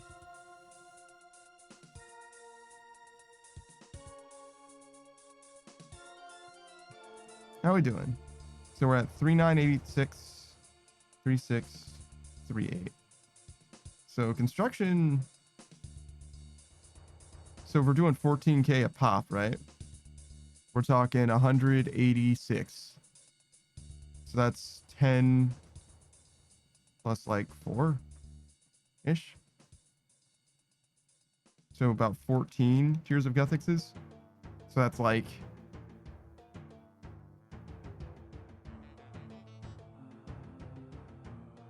what is that? 42 days?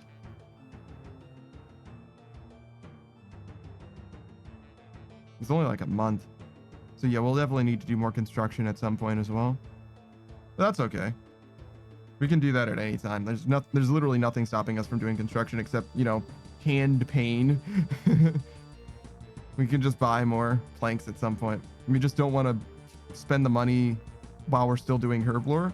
So I guess before we do construction, we want to finish Herblore, ideally.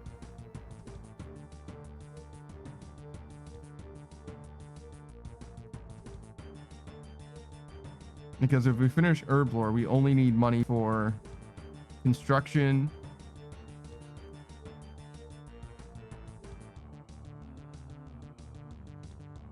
and fletching, sort of. Fletching's profitable, right? But you do want some money, but not a lot, to be honest. But yeah, if we finish Herblore, then we can just focus down construction at any time. Even take some breaks, because obviously our hand will fucking die if we keep doing what we were doing for too much longer. Which I didn't consider how bad it was for my hand. I'm gonna be honest.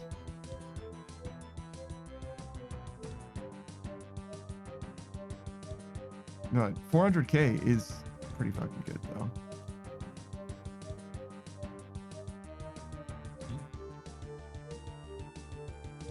And I'm gonna be doing like 200k at Mahogany Home, so it's gonna take twice as long doing that.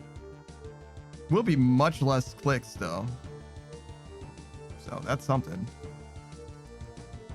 And also much less money as far as cost goes, but if I can afford it, I don't really see that being an issue. It's kind of what the money's for, you know? We're just doing that experience alchemy. Turn money into experience, straight up.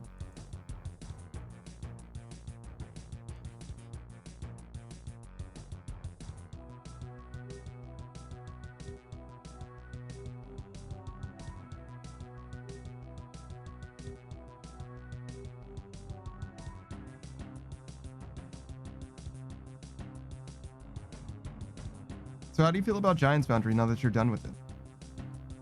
Was fine. Do you wish you had done it sooner? Not really. I don't know how I much. would have had to do it at 80 point. Sure. I don't know how much At you. least 85 for the fastest XP. Ah, I see. I was gonna say I don't know how much value you would have gotten out of the gear set. You know what I'm saying? Which is just like time back, really, mostly.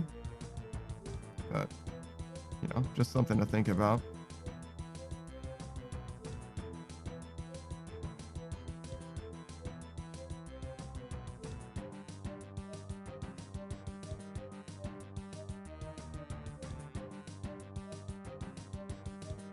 Yeah, maxing a skill really is huge.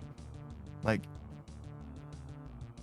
even our hit points is still a decent ways off. We're definitely gonna get it, like even passively, but damn,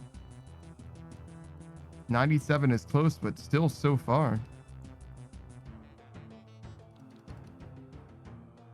And here we are rocking fucking 286s and an 87 and an 89.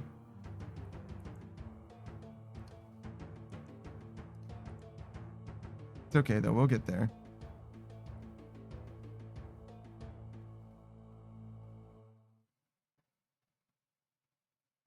Just gotta send a few of these jokers.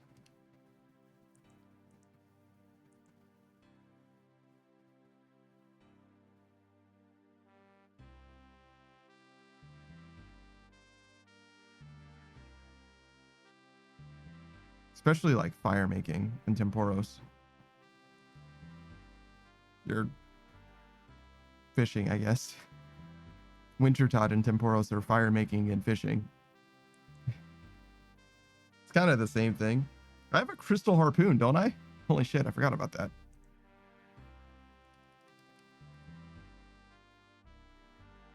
I have all crystal tools. That's crazy.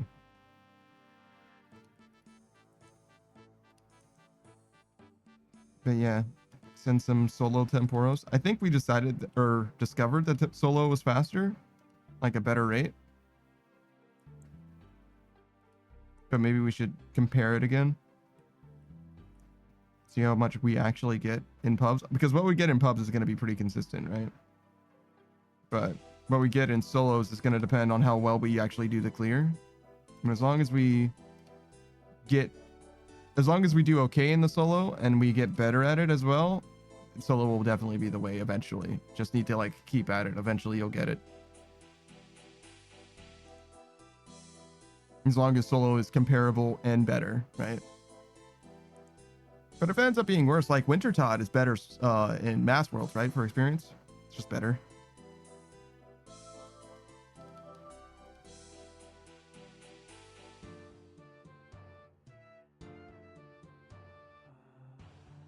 I'm not sure how I feel about mini games like that. I think that completing the mini game should give you a bonus, and probably should make it so that beating the mini game faster is optimal, which means that doing Mass Worlds is often optimal for experience. I think I kind of generally like that from like a design perspective.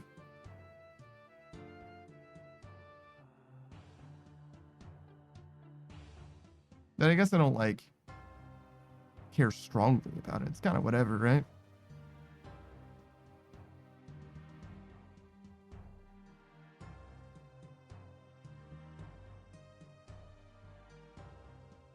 It is funny to think about like just staying in Wintertod like kind of forever now.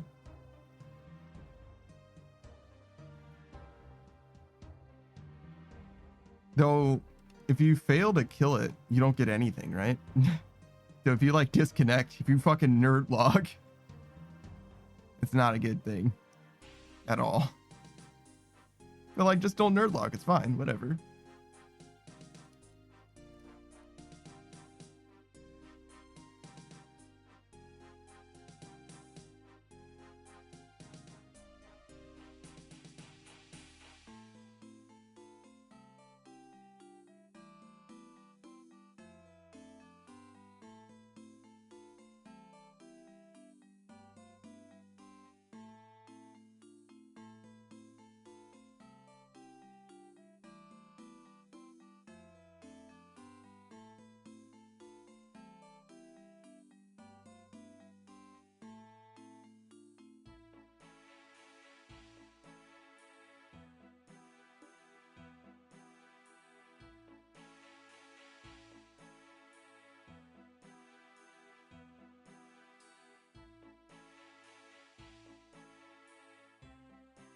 Some of these skills are very close to like perfectly maxed. Like exactly the right amount of experience. No, you can't even tell. That's what I'm like. Oh no, you can tell. Some of the tooltips you guys can't see. That's what I was comparing, thinking about. I'm also like maxing in just like a really random order. I mean, I guess I did smithing and cooking after agility because they're very fast. As is crafting and thieving. So I kind of did the fastest skills first. After agility, which was one of the slowest. We're kind of going to do Slayer again soon. Again, because it's one of the slowest. And rune crafting is going to be our very last one, almost definitely.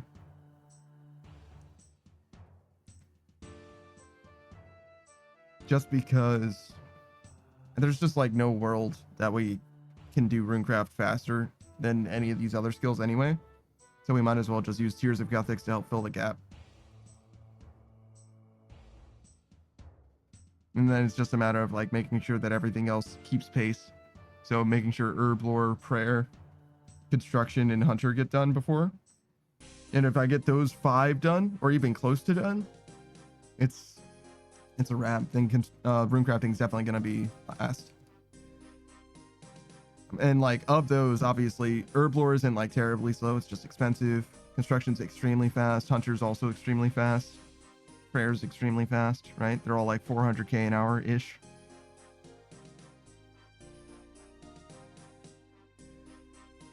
So it shouldn't be an issue at all, really, to keep everything else ahead.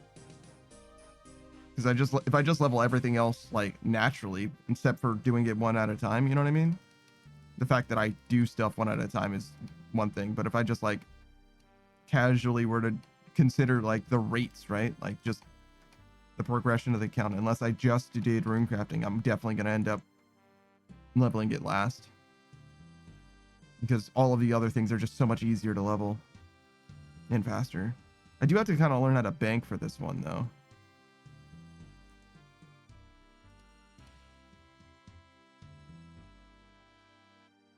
I kind of hope that there's some convenient change in the wilderness to make it so that like I can get away with Chinchampas easier.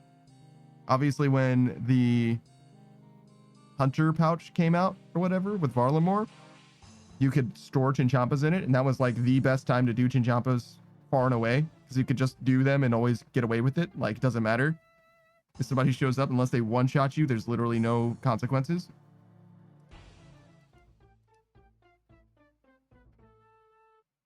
Which is a shame, right, that I didn't do it then.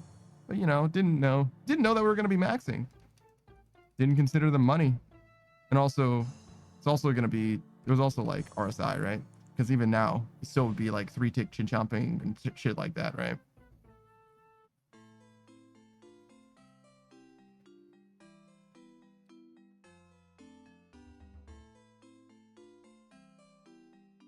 How many Chinchampas were you before you got the pet? It was like it was after the first 1,000 actually. I see. I don't know what the rate is like for the pet, obviously, but just curious if it was like a super duper omega spoon or anything.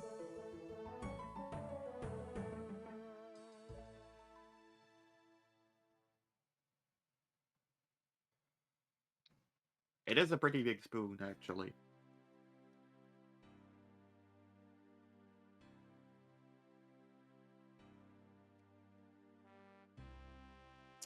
Close, but still not there. How many Chinchompas do you think you're gonna use? What are you gonna use? What would you even use them on? Kree? It would be Kree, yeah. Guys just got an insane defense, and you can't really do anything about it. Mm-hmm. Well, it depends on if the halberd becomes viable there. What is his melee defense like? Actually low-ish? No, it's about the same actually, even though you can't use melee at this time. Mm-hmm.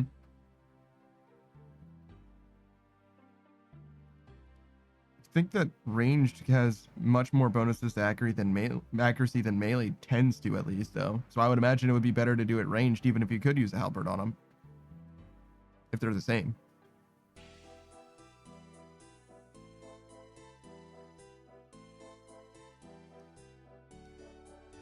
Unless you're transferring, you know, toxin or whatever, venom to them or something crazy like that.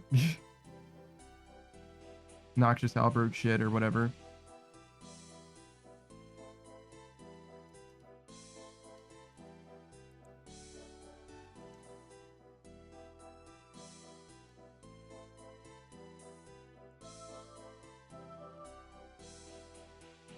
There's a chance for potential, but I don't think it will be that good. Yeah. I tend to agree. Not sure what you would ideally want to kill him with. I think it's like Shadow, right? It's like best in slot against him. Shadow, I think. Bofa, because he's massive defense.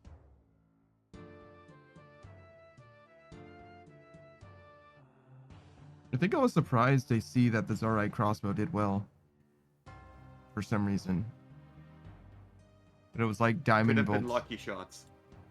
No, I mean like on average, I think it actually ended up being better. I was looking, if you remember, I was trying to compare Bofa to all the different ranged options or whatever. Oh, Like- did you do more than one kill? Oh, no. I'm looking at the DPS calculator. You know what I'm saying? I'm just saying like average accuracy, time to kill, that shit, right?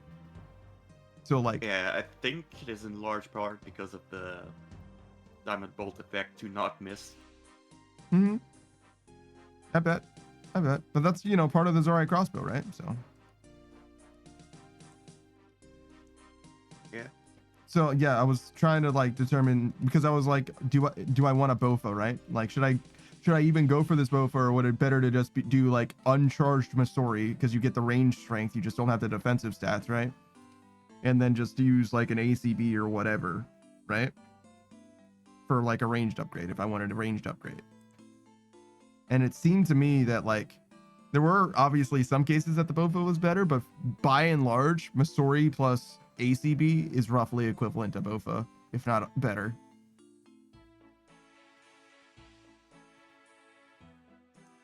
On like a bunch of different things. And I think I remember seeing that was also true for Tree. Maybe I still have my DPS calcs up. Let's see. Because it kind of saves it, right?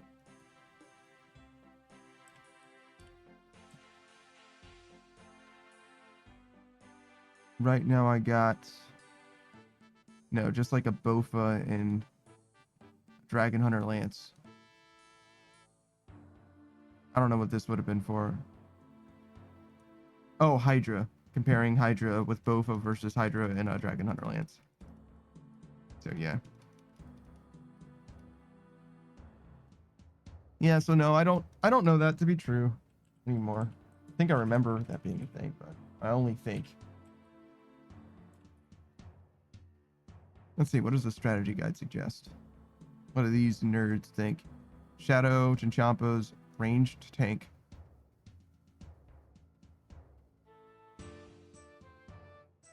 which is Zari crossbow plus Elysian Spirit Shield, and then T-bow Bofa.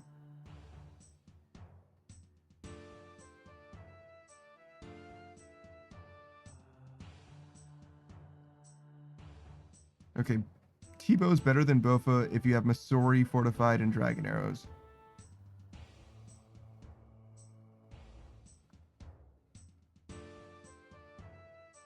And Black Chinchampas are better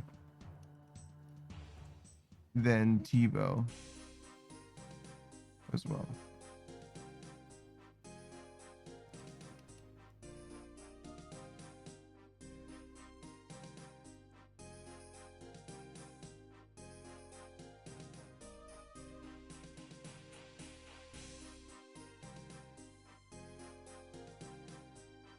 Yeah. Shadow's the only comparable thing to Black Chinchampas, apparently.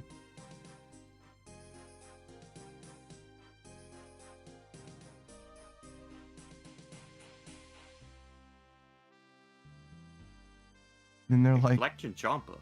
yeah, you know, the Chinchampa method for free. For Kree? Yeah. The same thing you were Is it saying. actually any good? Yeah, it's tied with the Shadow, which is those are the two best ways. What the fuck? So Yeah. that means the Teku Salamander is probably better then. Then better than what?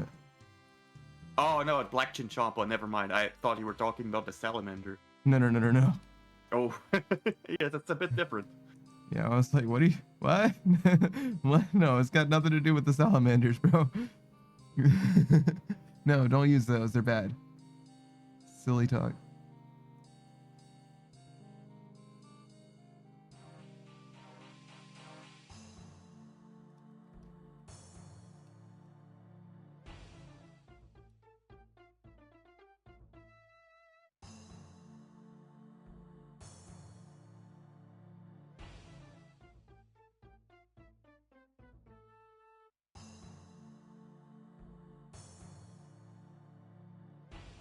What does the Eldritch Nightmare Staff spec do? I think it's like a Saradon and Godsword. Oh, yeah. You're right.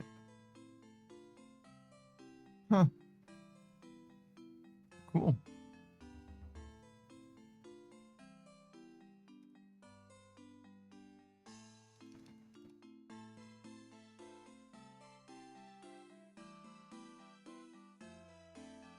Oh, and it can also autocast Ancient Magic. It's awesome.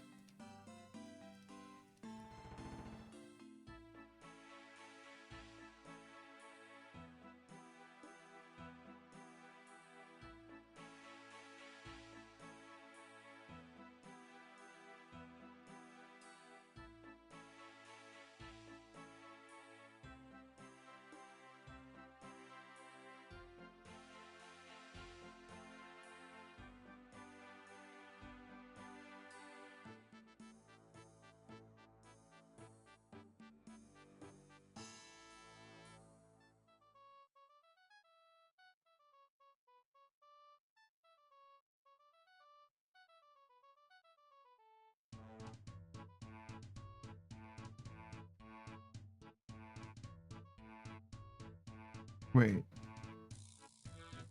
It says that you should bring a Trollheim teleport, right? But you should drop 2 Saradomin brews of Brawn teleporting and use an Amulet of Glory or a Ring of Dueling teleport to grab 2 more brews and another Trollheim teleport.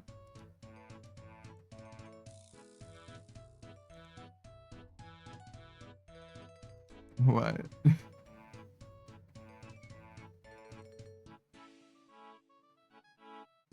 I actually am kind of at a loss. What are you saying to me, game? Vicky, what do you mean by that?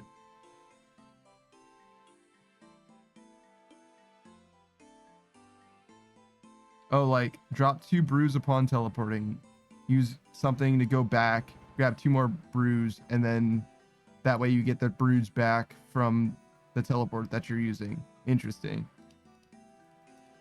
Yeah, they're like, yeah, you're gonna need everything that you can possibly. It's worth teleporting here twice, basically, is what they're saying.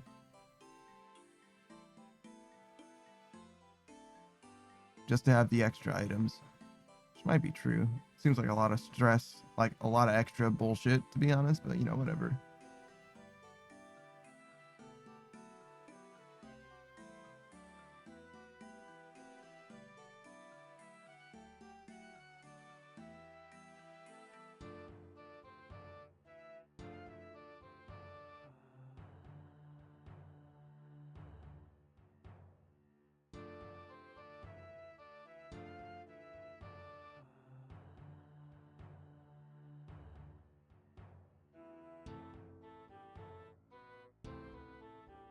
As Kree is airborne, regular melee attacks will not work. Instead, use range or magic.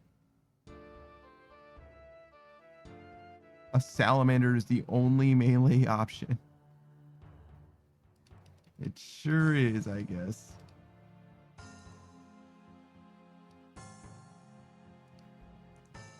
It's kind of... I mean, it's not incorrect, right? It is a melee option, technically.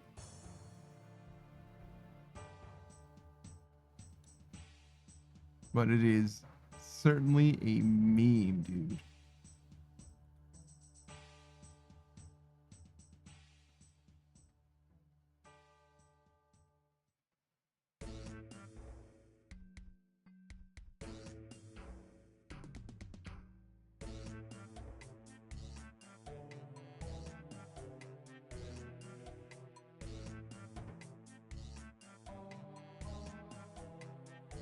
Wait, the salamander's melee attack is slash. Okay.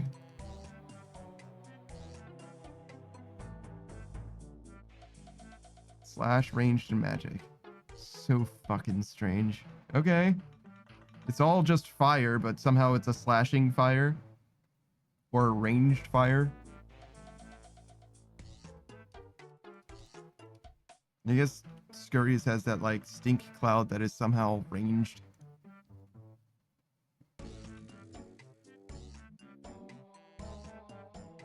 Spindle has two kinds of balls that it shoots at you.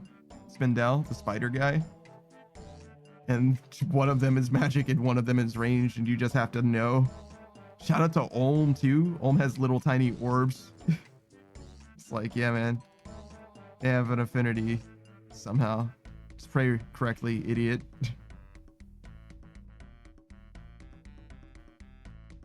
This game is very silly when it comes to damage types sometimes. Oh, fuck.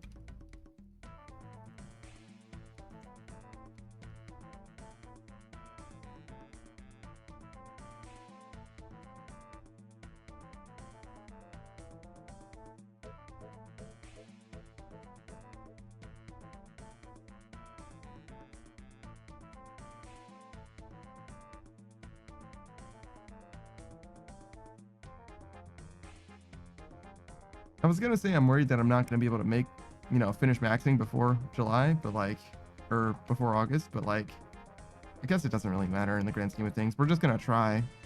We're not gonna like lose our fucking gourd one way or the other, right? It'd be nice if we could, but if we can't, it is what it is.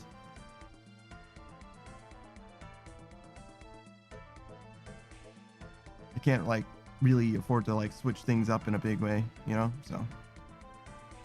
And I would I certainly is not worth like canceling something over it. You know what I'm saying? Like I'd much rather hang out with the homies than, especially with the timeline being for RuneScape maxing. You know what I mean? That's like truly not that high of a priority.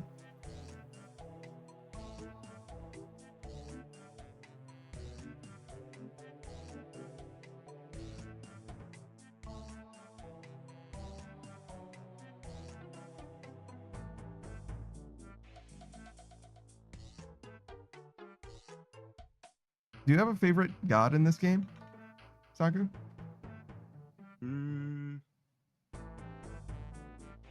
Probably Zaros. Okay. The Empty Lord. The OG.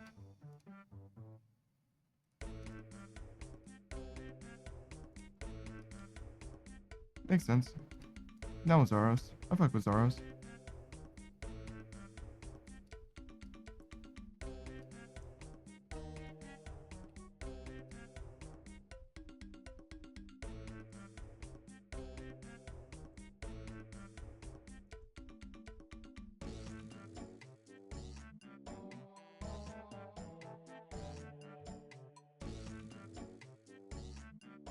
I think I like Saren the most, though, still. My heart goes out to Saren. I do feel like she really tried her best. Even if she is kind of a fuck up. Because damn, she really did fuck up.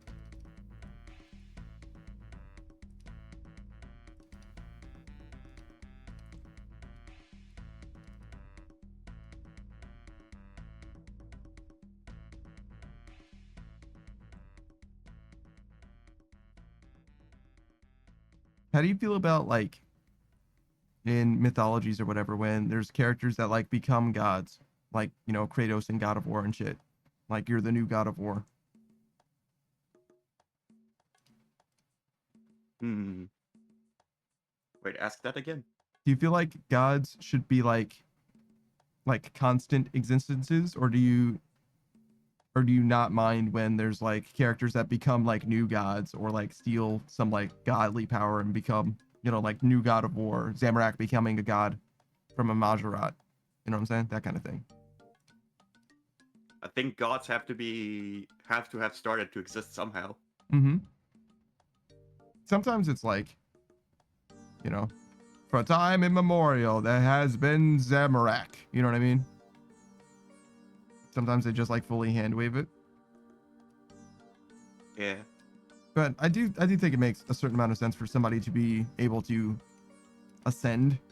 And I don't mind the ascension thing, but some people I feel like are like, no. Gods are gods. Nobody should be able to, like, mess with the divine realm or whatever. You can have, like, divine or demigods. You can have people that are, like, you know, God imbued or whatever, but, like, there's a strict difference between the two or whatever. Some people are like that. I don't feel that strongly about it at all. I think it's fine. How do you feel about zombies? Zombies? Yeah, like, when somebody becomes a zombie, like, are they, like, zombie, or could you, like, maybe cure them? How do you feel about curable I don't think zombies? you could cure them. Yeah, I'm the same way. I'm like, you can't really cure zombification, not without, like, full-on magic resurrection type shit. Yeah.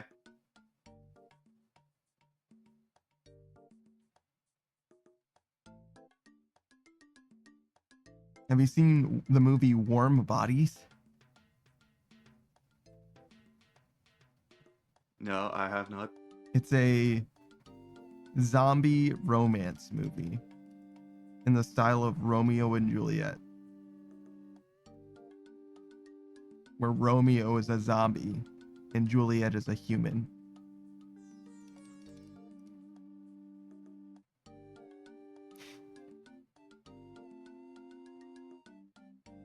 You don't seem thrilled by the prospect, Saku. What? You're not interested in hearing more about Romeo and Juliet, the zombie edition? No. Well, if you're bringing up the subject, sure. Tell me about it. No, that's kind of it, really, to be honest. Oh. I'll give you the spoiler. Romeo stopped being a zombie.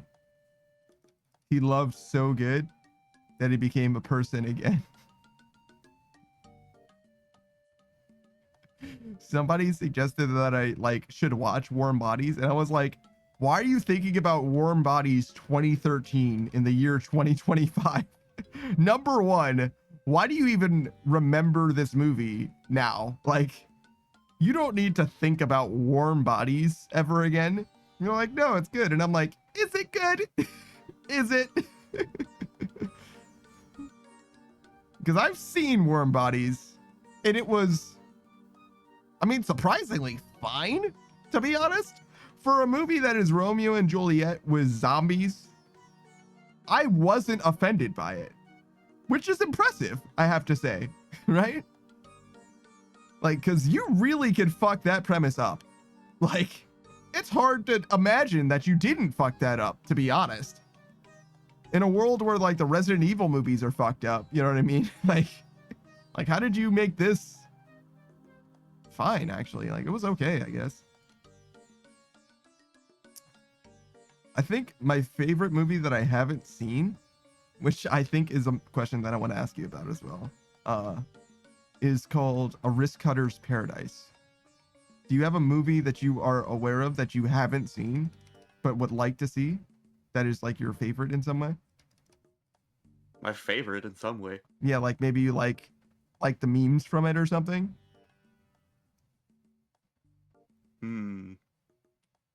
What's your favorite movie that you haven't seen? So, The Room sounds like it would be a very good meme to watch. Yes. It sounds very so bad that it's legendary.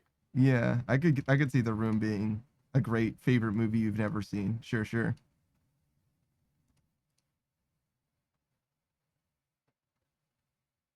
Do you have a favorite like section of The Room? Like, is there something like, oh hi Mark? Is that your guy? I did not hit her. I did not. Oh hi Mark. Oh hi Mark.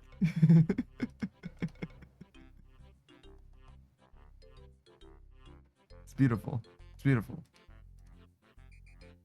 No notes, actually. I've never seen The Room either. I've seen some Neil Breen movies. Actually, just the one, I guess. Which has some moments in it. It has some truly special moments in it. I'm gonna be honest.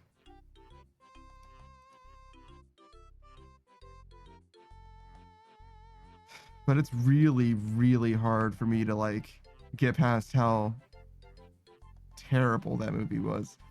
I hate movies. I hate media, like whatever it is. I hate media that like punishes you for paying attention, right? Like you pay attention to what's happening and expect some kind of continuity or payoff, and it's like, what? No, I forgot about that. And I'm like, what do you mean, movie? What do you mean you forgot about the thing that you set up? Like, I am watching you. You're not allowed to forget about things. I hate that shit. I hate it a lot. But it does matter what the context is to some degree as well, because like obviously like serialized shows where there's like continuity or whatever, it matters a lot more than like episodic things like Samurai Jack. But still, man, season 2 to like season fucking 5 of Samurai Jack, like nothing happens, dog. Like nothing happens, man. It's fucking dreadful. But yeah, I was talking about Risk Cutter's Paradise, right? Yeah. It's a movie about people who took their own life, right? And they are in like a purgatory together, like kind of vibing, right? And okay. There's like quirky things that are like going on in the afterlife. My favorite example is one of the main characters has this like kind of like badass car that is like his like thing, like his pride and joy or whatever, but it has like it has like this glitch, this like little bug in it, right, where if you drop anything in the passenger seat or like the driver's seat, it's gone. Like like if you drop anything there, it's gone forever. Like you can never find it. It's not there. Like that's just like a part of the canon of the movie. It's like, and it comes up a few times where like, oh, can you hold this for a second? Hold what? Oh shit. And he's like, dude.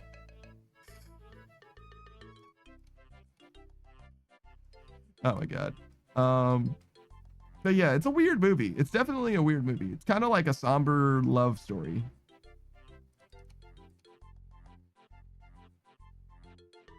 But yeah, that's a movie that I've been like meaning to like find time to watch, but I just haven't quite gone there yet.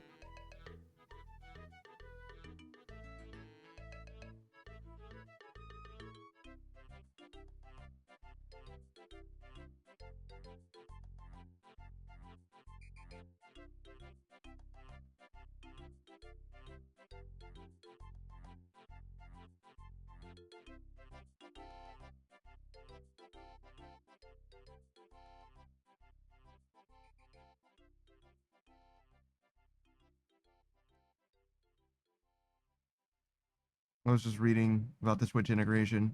There's like some kind of weirdo random event thing that you can do in the Twitch integration. I don't know what it actually is.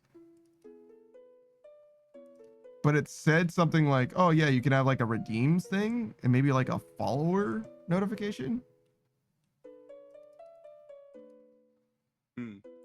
Yeah, I'm kind of scared to look into it because like, I don't know. I don't really want to mess with it, but I guess it could be like perfectly harmless where it's like, you know, somebody follows and my character just says like, thanks for the follow, dude. You know what I mean? Like that would be fine, obviously, but like,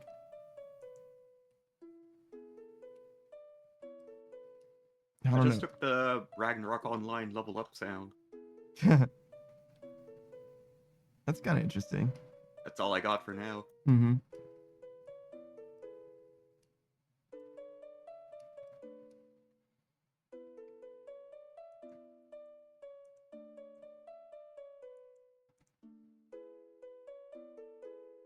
Have you ever been interviewed, Saku? Interviewed for a job or Just like had somebody ask you a bunch of questions, I guess. So I guess not for a yeah, job. I have. Yeah. A friend of mine 2 years ago interviewed me for my VTuber. Oh, interesting.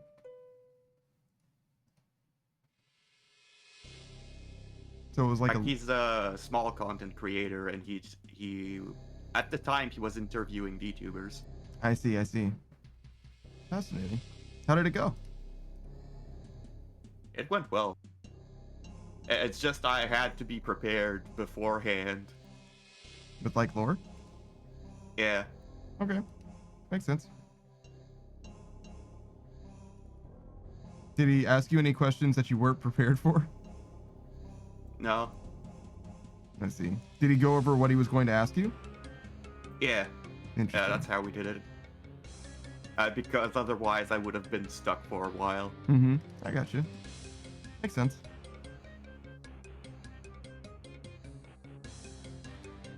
I don't think I've never conducted an interview. I've been interviewed before. Savage did it, actually. Oh. Yeah, it didn't go great, but it was fine, I guess. I said, hey, don't ask me about this. And he was like, okay, cool.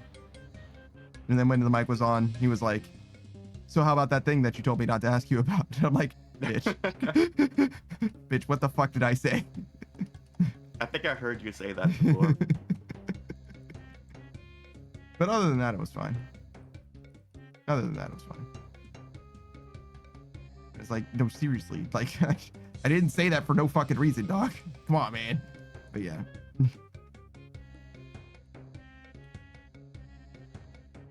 Not a huge deal.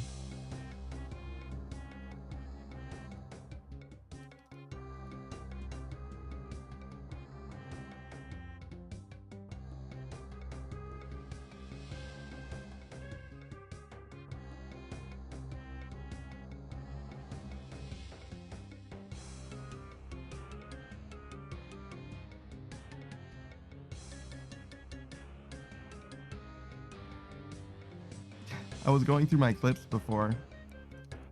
And so many of them are fucking volcanic mine. Like my most recent clips now are like fucking, but like 13 of them are specifically obviously in volcanic mine. Yeah. Like damn. We've been in a volcanic mine a lot. And obviously when Savage is around, that's when a lot of the clip stuff happens. And partly because I'm more conscientious of it as well, to be fair, but he's a funny guy. Such is the way.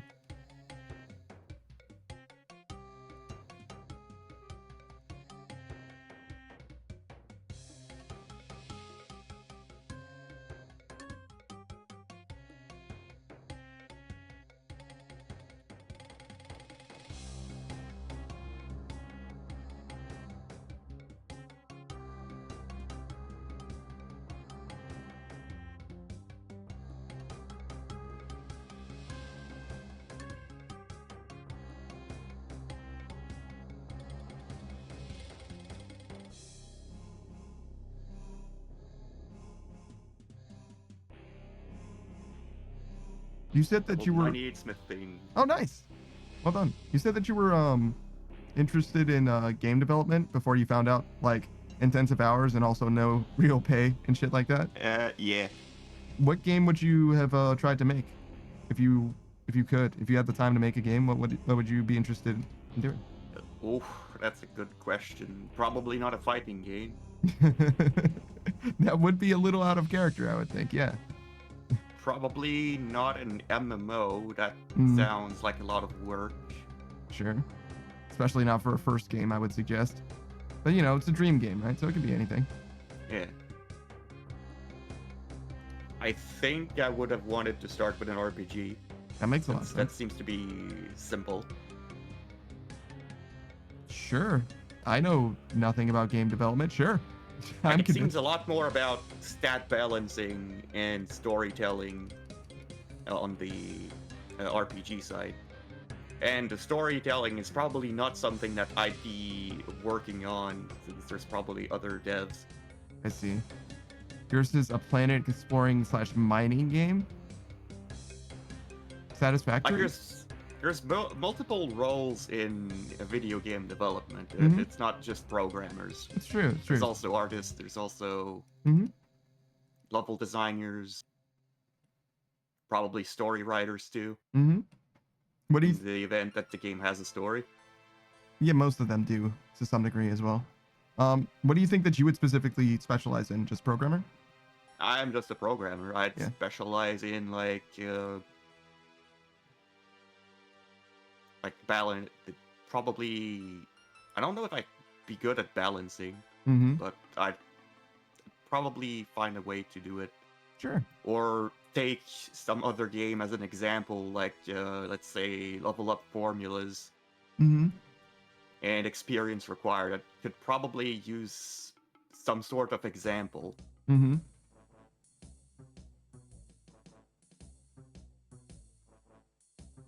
What kind of level up systems do you prefer in games? So there's obviously kill a monster, get a certain amount of experience, right?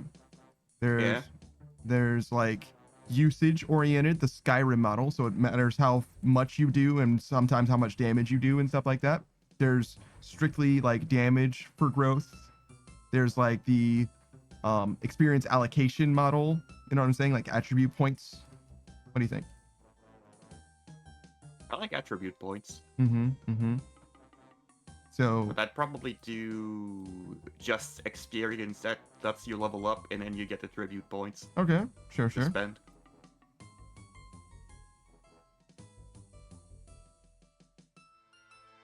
Yours is a planet exploring / mining game. That's very fascinating. There's a lot It of is different still- games. Yeah? So actually, in Ragnarok Online, you Mhm. had 2 different levels, and you get experience at different rate in each. Yeah. You have the base level where you just level up, you gain stat. Uh-huh. You get stat points to spend however. Thank you for the lurk, Oz.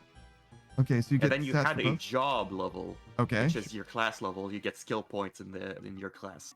Okay. And how your class changes, you get your job level high enough. Mm-hmm. The minimum is 40, but you can go to 50. Which obviously lets you get more skill points for your class. Sure. Makes sense.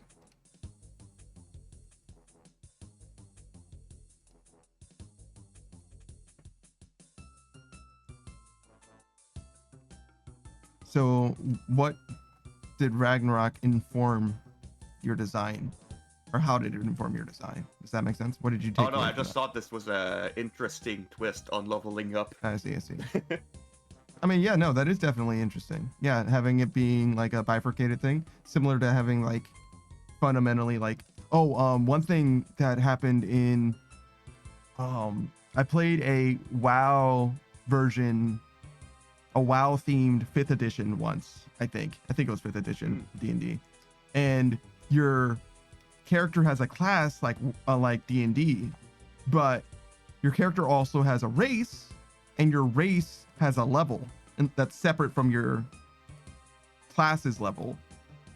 And along with that, your your race has feats that you can get as you level up, where you would get like a normal class feat, for example.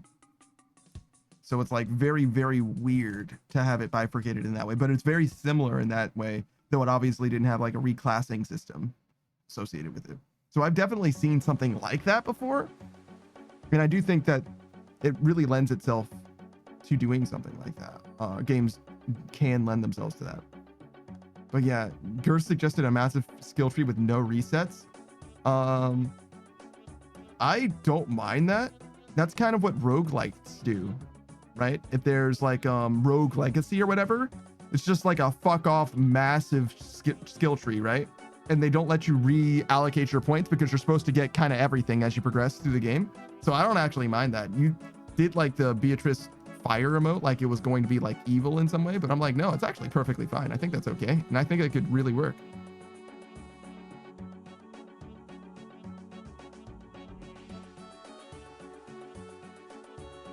But yeah, thanks, Oz. I appreciate you for lurking and sleeping, brother. I hope you're doing well, because you were sick earlier, as far as I heard, and I do appreciate the bits as well. But yeah, we're going to be wrapping up in the next hour ourselves. But yeah, interesting. So an attribute distribution system. Do you have like the skill breakdown in your mind? Do you like the like strength, dex, con, or whatever? Yeah, usually. Because one thing that D&D doesn't have that's like notoriously very consistent as a stat and is very much in Ragnarok online is the luck stat, for example. Yeah, there is a luck stat.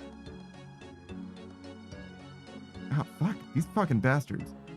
Wait, oh yeah, you did play Ragnarok online. Yeah. Please, You're like, so you know wait there a is a luck second.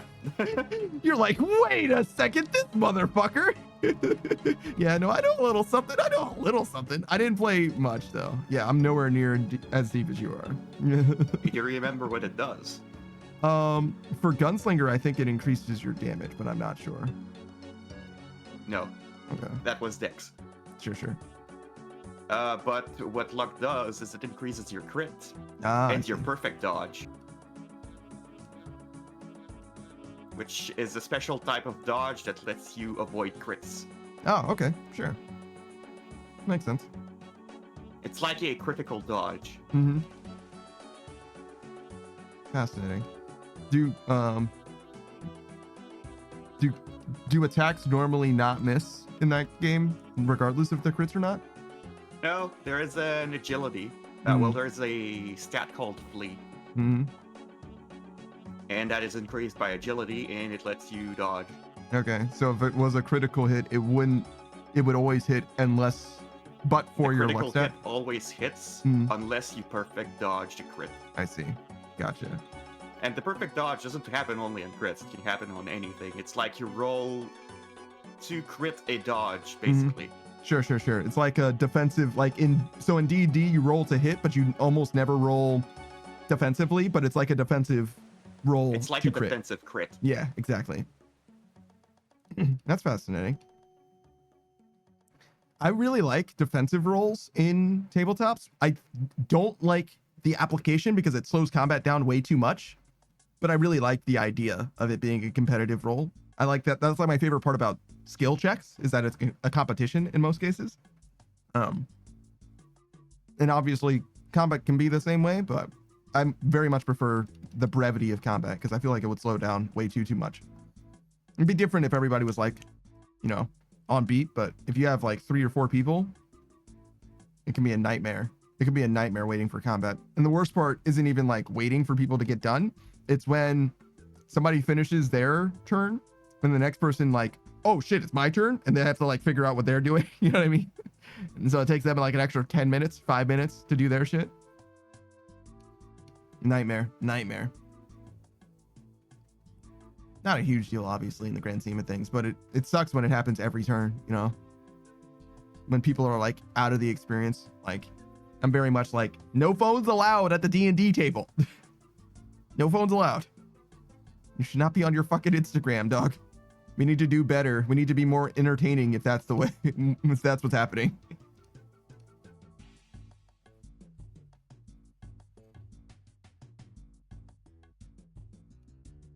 I don't know if I got any special stats I definitely like health being divorced from the other stats. What do you think of special from Fallout? Oh, so that's strength, perception, endurance, charisma, intelligence, agility, and luck. Yes. Oof, we got there.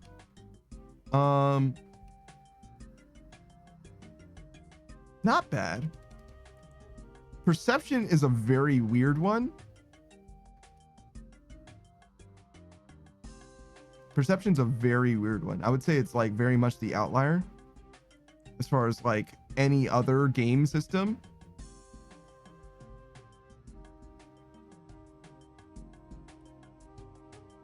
And there's a big difference between Fallout 4 and any of the Fallouts that came before, because they had attributes and skills, where in Fallout 4 specifically just has attributes, right? There's attributes and perks, right? Yeah. And I think that the skills did a lot of cleanup that the attributes themselves were like lacking in a big way. Same with Oblivion to Skyrim. I feel like it made a lot more sense. Actually, I would even go one step further back to Morrowind in Skyrim, where Skyrim's like, it's cool that it's very simple and these are the skills. There are no attributes, actually, as I recall. They did the opposite. There's only skills and no attributes. But I do like when your stats when you have a base characteristic kind of thing, and then you have specializations. So I like the same thing with D&D, right? You have your base stats and then you have your skills, and they influence one another, but you can specialize in a skill more, you're disproportionately to your actual, base attributes. But with regards to the special stats themselves, right? Like the options that they present you with, I think luck is like way underpowered to the point where it's like not even like very interesting. In New Vegas, it's more so because you can actually gamble, thank God. But even then, it's still like not very good. Endurance also always feels really, really weak to me for some reason, but maybe it's because I just don't play on a high enough difficulty. But I like strength, I like intelligence, I like charisma, though sometimes charisma is bad too. From like a meta, you know what I'm saying? Like a power gaming perspective. Yeah. But from like a gameplay perspective, I don't necessarily have a problem with it. And then agility and perception, those two are... Agility, I kind of get. It's like, you mean dex, right? Like basically you mean dex. Yeah. But perception is like also laser weapons, I think, which just seems wrong to me. Wait, what's laser weapon 2? Perception, right? Oh yeah, that's just aiming in general. Well, yeah, but agility is small guns, so it's not aiming in general. Oh, agility is small guns. Okay. I think so, yeah. Am I wrong? Hold on. I thought it was perception for Agility. all aiming. 3. Let's see. We'll find out together. I know it affects your VATs. Modifies small guns, yeah. Huh. Oh, also energy weapons. Okay, what's perception do? Perception. Modifies range, combat, distant modifiers. Okay, so they both affect. They both affect it in some way. One Yes. is the range. Yeah, that's a good question. I think it's like a little more complicated. So in Fallout 3, it will give you, actually it's just energy weapons, but it's energy weapons, explosives, and lockpick that perception helps you with. So the more I'm looking into this, the more I'm like weirded out by it. It doesn't bother me terribly that like the skills like overlap in like how they affect things or whatever. But I really like how clean D&D is. Like, these are your mental stats, these are your physical stats, these are the things each stat affects, and they don't affect anything else. But I do think that like Constitution doesn't feel as strong as it should, and I do feel like Dex is too strong, because Dex is your AC and an offensive stat. It's got too much value, I think. In my opinion. It's not a spell save, but none of the... And Mhm. in some cases, your dex is also your 2-hit. Yeah.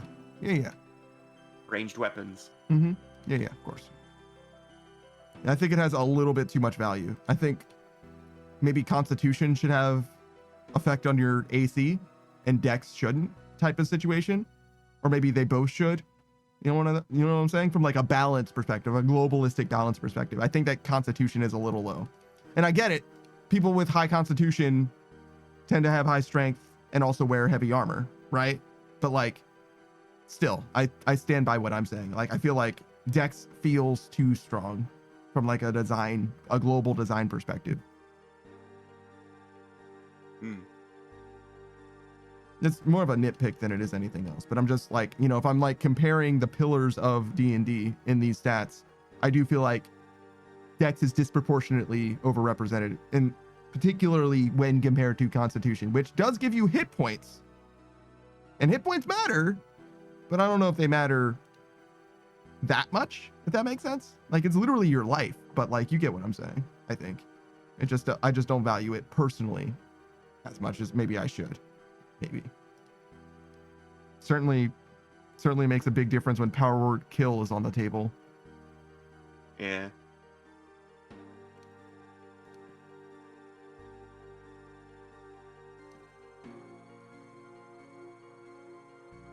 All right. Let's go get our fucking potions, dog.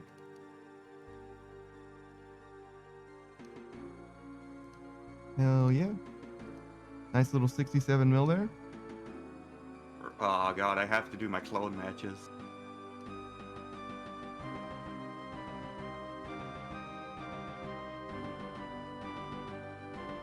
All right, so I got this at 64.8 mil total, 64.9 mil, and I ended up with 67.6 mil. So that's just straight up profit, dog. Obviously, I spent about $1 mil on Harlander, but that's still profit. We're chilling. All right, we need this song to like chill out just a little bit, dog. Just a little bit. Alright, we are the thing. Who is? You are? We are the thing and Winter Soldier.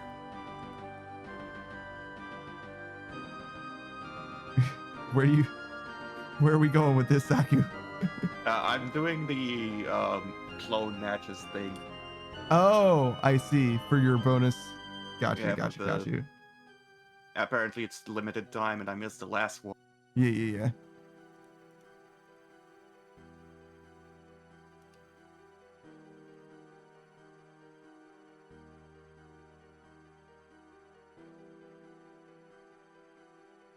All right, so right now, we're looking at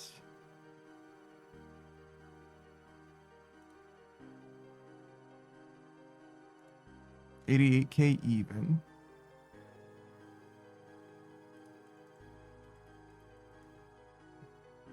And 79, so 80K, basically.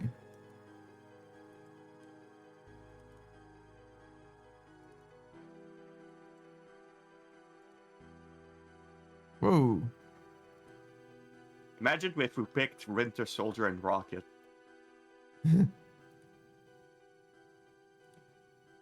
Yeah, that would have been a nightmare. I mean, it might actually be like awesome, but it also seems like a nightmare. Synergies on both sides, you know what I mean? It's one of those things where it's going to be a clown fiesta.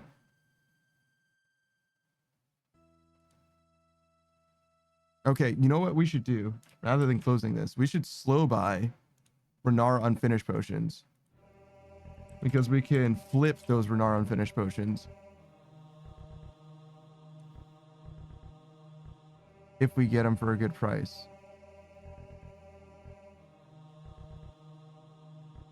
All right, they're 61.45 right now.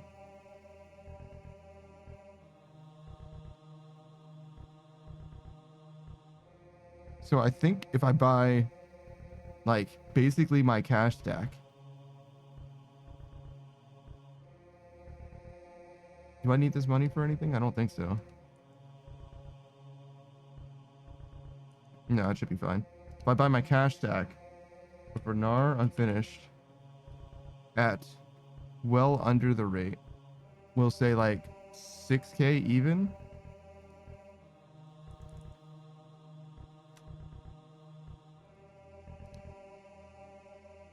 We're talking 11K, which could be as much as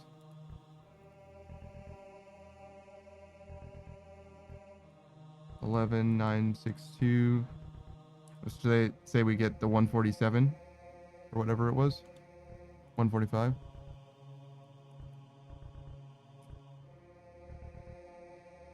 We're talking a mil in profit? Hell yeah.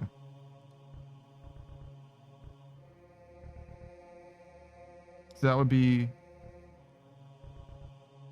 Renar unfinished. It's at 147, right? And if we do, yeah. So if they do minus 5%, then we would definitely catch that.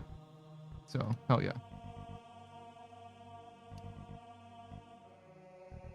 And it also rounds off. Like if they go for exactly 6K, that's exactly where we're at as well. So it seems good. Seems good. It's a hope and a dream, but there's a chance. There's a chance that we get some, and there's no harm in doing it. No harm in putting it in there.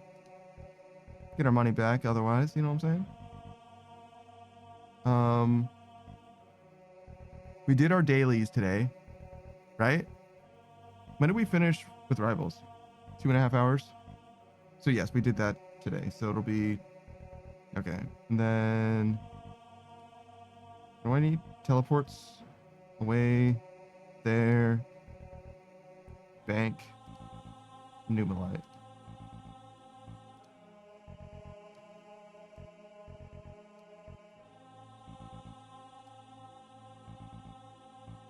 Okay. Yo, I got 5 again. Oh my god, Saku actually popping off playing Marvel Rivals. Certainly not what I expected. You really like free shit, huh? Yeah. How do you feel about like login rewards? I like login rewards. Okay, how do you feel about predatory gaming practices? I hate them. Although define them. Yeah, I was like, okay, how do you jive those two opinions? I think the login is just fine if it's just a login. Okay. Because it's definitely some gateway drugs, you know what I'm saying? They're like, this one's for free, you know what I mean? Yeah. All right. Because like some of that shit is fine, right? I get free shit is free shit, right? But some of that shit is free shit. Some of that is also like, hey, you know, we're a gacha game, right? You're a new player. Every week you get a free 10 pull for the first 10 weeks. And then the 11th week comes around and you're like, where the fuck is my 10 pull, dog? You know what I mean? Like, yo, I kind of want to do another 10 pull. You know what I'm saying? And like, that shit's a little bit predatory. You know what I'm saying? Like they really are trying to instill the habit of like, nah, you should go over to that 10 pull page, dog. You know what I'm saying? Like, just look, there's some new shit. You might as well look at it. You might as well see what the meta's like, right? Like it's kind of nice. Yeah.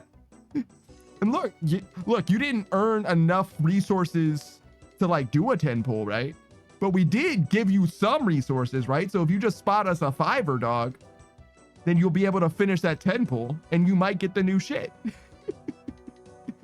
Like that shit, it's a little predatory, dog. That's all I'm saying. But I hear you. There's nothing wrong with free shit, definitely.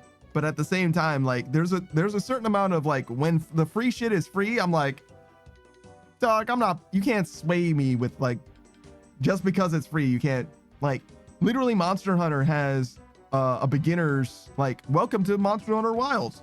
Download this DLC and we'll give you fucking 10 potions and 10 whatever. Just like a bunch of like bullshit that's like, here you go. And there's two reasons why I didn't do it. One, because I had to download it and I'm like, I don't feel like doing that. And number two, it's like, listen, if you wanted to give me shit, you didn't need for me to download this. You know what I mean? Like you could have just given it to me. Like you motherfuckers made the game. You know what I mean? Like it doesn't have to be DLC. Like, why is this the way that this has to be? You know what I mean? Like, it doesn't need to be this way. Just give it. You know what I'm saying? Like, it could just be in my bank. You know what I mean? Like, I start a Pokemon playthrough and my PC has a potion for me. It's just there. I didn't have to ask for shit. I didn't download it. You know what I'm saying? I mean, I did, I guess, but in the game. So like, I don't think that's like a predatory practice, to be fair, but anything free does set off alarms for your boy, to be honest, at this point. Yeah. Do you think that you abide by anything predatory? What's the most benign predatory practice? You know what I mean? The most benign is, I think, would be just the login rewards. Like, if you just get something from logging in once, it's fine. Hmm. But when you start having to do things for a long time... Hmm.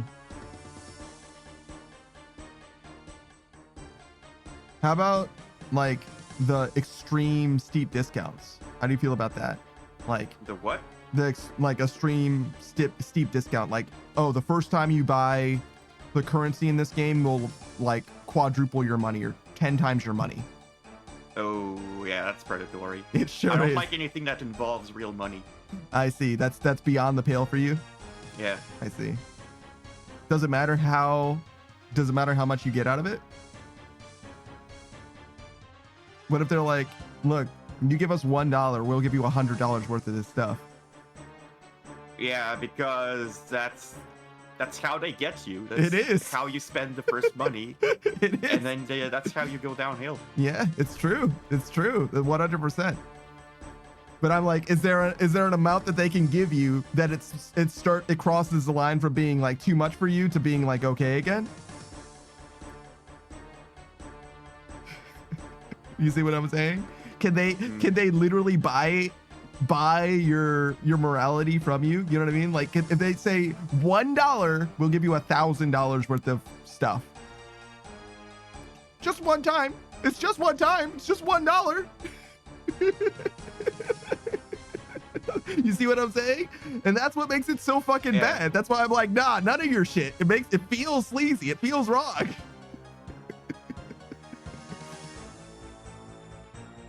All right. The most benign predatory practice I can think of is an actual like real microtransaction in Enter the Gungeon. There's a gun. Oh, why is there microtransaction? Because it's the I think it's the pay to win gun. And the idea is it's like a parody of microtransactions, right? Oh, is it like just a... Like, you don't have to pay real money for that, right? Or is it's just a parody? You do not have to pay real money for it. Okay. But you can pay real money for it. You can, absolutely. Oh, please, no.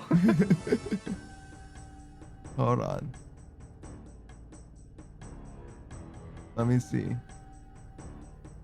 Enter the Gungeon.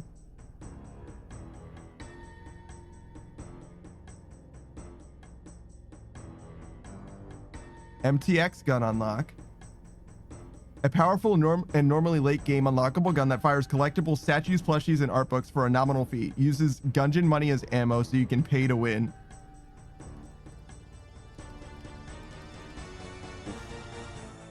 It costs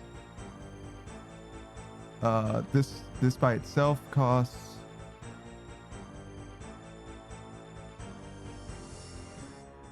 I am having trouble. I see a package deal, but I don't know how much it costs by itself.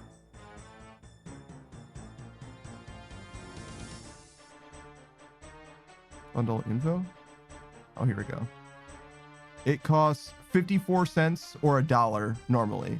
It's 45 cents off at the moment. So it is absolutely a parody, and it is absolutely something that you can get in the game normally, but you may also buy the DLC just normally, like straight up buy it. I think that is the most predatory, benign thing, because it is literally a wink and a nod. You know what I mean? Like, this is the microtransaction gun, but you can't actually buy it. And I think that is enough parody that I don't mind the fact that you can actually buy it, but I would never buy it. You know what I'm saying? Yeah, I hope people aren't buying it. No, I'm sure people are. People love that game, man. People love it, genuinely. Enter the Gungeon. It's the only thing that's like a real micro. There's like DLC, but you get what I'm saying. This is the only actual microtransaction in it. But I'm sure that the people do. And to me, I don't have a problem with like a game having like not like a battle pass kind of thing, but you know, an equivalent of like, this is like the founders edition type thing. You know what I mean? And I don't have a problem with games like that say, oh yeah, we're going to sell you this thing, which is mostly just like a vanity thing if you want to support the game to the next level. Which is the way that I view that microtransaction gun.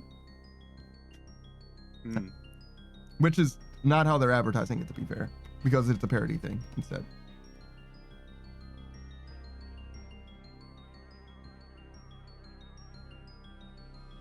But yeah, I get it. I get it if you don't like it. And like I said, I don't even like it necessarily, but I think it's funny enough that I'm okay with it. I wouldn't do something like that though. I couldn't. I won't, dude. I love video games a lot. I would love to make a game. I can't. I'm not making a game with microtransactions in it. I'm not doing it. Maybe if it's free to play, maybe, but like, dude. I like Brighter Shores' microtransaction or whatever, right? It's like a nameplate thing and that's it.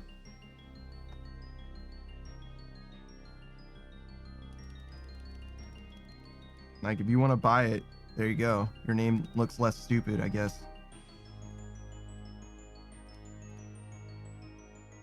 But I do feel like it needs to be like really, really, really low impact.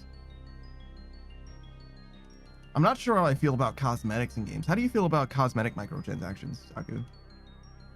Oof. As long as it involves real money. I don't like it, but it depends on how you obtain it too, I guess. Yeah. If you have to roll a gacha to get your the cosmetic you want, fuck off. Yeah, that sucks. That sucks. How do you feel about packages? You can't buy you can't buy the cosmetic that you want by itself. It comes as a part of a unit. Oh god. Yeah, sorry. The skin might only be in theory like $8, but we only sell it as part of this $15 package that comes with a spray and a profile picture and you know a tag and maybe you know a fucking artifact that has lore in it or whatever. You know what I mean? Like yeah. Yeah, I hate that shit. I come from Halo 3, right? Halo 3 is my shit. And Halo 3 had all the colors for free. Right? To be clear. Mm-hmm. When you started the game, you could have your Spartan be whatever color you want. You could add a dinosaur too. Dinosaur was free too. Shit, right there. And all the armor that you could unlock in the entire fucking game, at the start, at the very least, for both the human and the Covenant, fully from playing the game. You had to unlock that shit. You had to. Oh, you want to look like a fucking ninja? Get every skull of the game, bitch. Do it. That's how you do it. That's the only way. Way later, they added the recon armor, which you could only get by doing the Vidmaster achievements, which required you to have Halo 3, sort of, Halo 3 ODST, and the expansion Sandbox, which it comes with Halo 3 ODST, to be fair. So you did have to get the 1 or 2 expansions, if you want to look at it that way, to get that Vidmaster achievement done, in theory. So that is technically a paywalled microtransaction, if you want to look at it that way, again, but it's like kind of not. It's kind of like another unlockable thing that only comes with the unlockable or the purchased expansion. You know what I mean? It's like part of the expansion, sort of. And to me, that's the way cosmetics should be in games, like almost universally. Recolors almost aren't worth money, like ever. I mean, like in a video game, it's obviously not worth money because it's a digital like not a real thing that you're like buying. But like the fact that people will pay money for fucking blue, you know what I mean? Like, bruh. Yeah. Like, do you know how long it took this artist to make fucking blue? Because it wasn't long. I promise you. I promise you it wasn't blue. I can make myself green. I've tried to make myself green. I haven't fully done myself green. I was gonna make a pickle panda, I'm gonna be honest. One day I will actually fully commit and make myself green when the time comes. And let me tell you something. I will not have been charged a single dollar for that. I refuse to pay someone to make me fucking green. That is not worth it, dog. And similarly, you all, recolors are not worth money. They're not. I'm sorry. I'm not sorry. Fuck you, devs, for charging people money for fucking blue and green and shit. That ain't worth it. I mean, even a skin that's badass is like hard to attribute to money one-to-one, because again, the problem more than anything is like when the game goes away, that shit is just gone. It's not like you get your money back, dog. You know what I mean? I fucking hate that. I hate that shit. And even worse, if the game doesn't go away, but they make a sequel, shout out to fucking Madden. Those guys are bastards, man. Fucking bastards. Oh my God. And they'll like sell you they'll sell you characters with like worse stats, which first of all seems morally reprehensible because it's like it's not even the fucking character that you're getting. And when I say character, I mean person, because it's a fucking athlete. It's a real guy. But secondly, they'll also give you the like cosmetic bullshit too, right? Like that nobody gives a shit about. Like there ain't no way anybody playing Madden gives a fuck about, you know, how badass their fucking ultimate team uniform looks or whatever. I guess people do care about that, but you get what I'm saying. Like nobody's buying that shit. It's like, oh man, I need to get the fucking coolest flame jersey or whatever the fuck. That nobody gives a shit. Oh my God, I hate that shit. I hate it so much. I feel so strongly about microtransactions. I truly do. But some of them are not the worst, to be fair. And when it's a free-to-play game, you got to get the money from somewhere. So like, I kind of get it. But I honestly like kind of don't like free-to-play games, to be honest. I like MMOs that have subscriptions. You know what I'm saying? I just like that, where it's just like, listen, the way that we get our money is by continually updating the game with new content that is good. And RuneScape marries those two things very nicely in that it's like, look, I can play the game for free because somebody else is buying bonds that they are selling for in-game currency, right?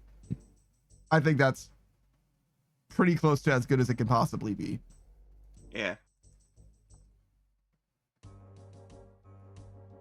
Which is nice. It's nice that there's an example like this in gaming. But again, for me, I really like the model of I make a game, you buy the game. That's like the end of the story. Right? Like, you now have the game. Feel free to have the game and do the game if you would like to. Yeah. Though I do think that there is a little bit of like a little bit missing where like for posterity, somebody should be responsible for making sure that the game is like playable in the future. You know what I'm saying? Yeah. Because like it really sucks that some games are just like you can buy it on Steam. Shout out to Hogs of War. Shit just doesn't run. Like, bro, that's not super cool, right? Like somebody should be responsible for. No, that's not good. Maybe somebody could be like who's getting the money for this is the question, right? Because like I bought the game like last year or whatever, you know what I'm saying? Like somebody got that money, right? That money didn't go nowhere. And I get that Steam got a piece of it, and I'm not blaming Steam for it. I kind of get it, whatever, right? But somebody should have gotten that money and been like, hey, yo, we should make sure the game runs, dog. You know what I mean? Like, I don't know how expensive it is to make a game run in the year 2025, but I really don't give a shit. You took my money from me, so it's your responsibility to make the game run at this point. Like, it's not really my problem anymore. I mean, it is my problem, but you get what I'm saying, where like the expense incurred by you selling me this product that doesn't work is your problem. But, you know, it is what it is. I don't know who the fuck is getting that money though, because like the company that made Hogs of War, I don't think it even fucking exists anymore. Hogs of War. Let's find out today together. Info Games? That sounds real.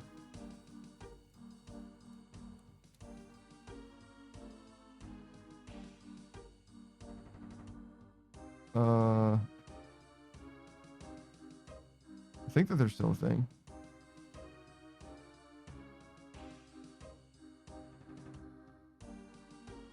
Okay, so they went through bankruptcy, but yeah, they're still doing stuff in the present. Wait, what the fuck? Info Games Sheffield House. Oh, is now Gremlin Interactive, I guess? Oh no, they're defunct as of 2003.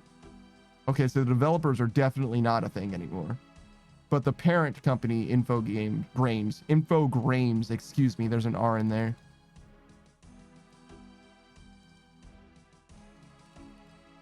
Seems like it's definitely a thing. So yeah, Infogrames. If for some reason you're watching this right now, respect for being a company that has lasted for 41 years, first and foremost. It's not an easy feat. I understand you went through a bankruptcy thing, but you got to the other side of it. That's cool. Number 2, could you make sure that your game, actually all of them on Steam, work on modern devices? Thanks. That's all. Just like run them all. You know what I mean? Just like start them up. You don't even have to play them all the way through. Just make sure they get like just through the like main menu. You know what I'm saying? Yeah. Like just like a good 5 minutes each. You know what I mean? If I understand if there's a bug somewhere, that's fine. We could probably get like, you know, Steam Workshop or something for that. But like, actually, that's another thing. Make sure Steam Workshop is available on your shit because if anything breaks in the future, somebody's probably going to be care enough to fix it. You know what I mean? That's another thing. Okay, 2 things. You can even just do the Steam Workshop thing, probably. That'd probably be fine, I guess. Somebody's going to be able to figure it out. That's exactly what happened for me. Shout out to Pintails, I think is what his name is. He's a Hogs of War. I think maybe exclusively Hogs of War YouTube creator. Which is like a crazy thing to say, right? Like that's how far niche down you can go on YouTube. Like this one PlayStation 1 game, like this is my thing. This is where I'm at.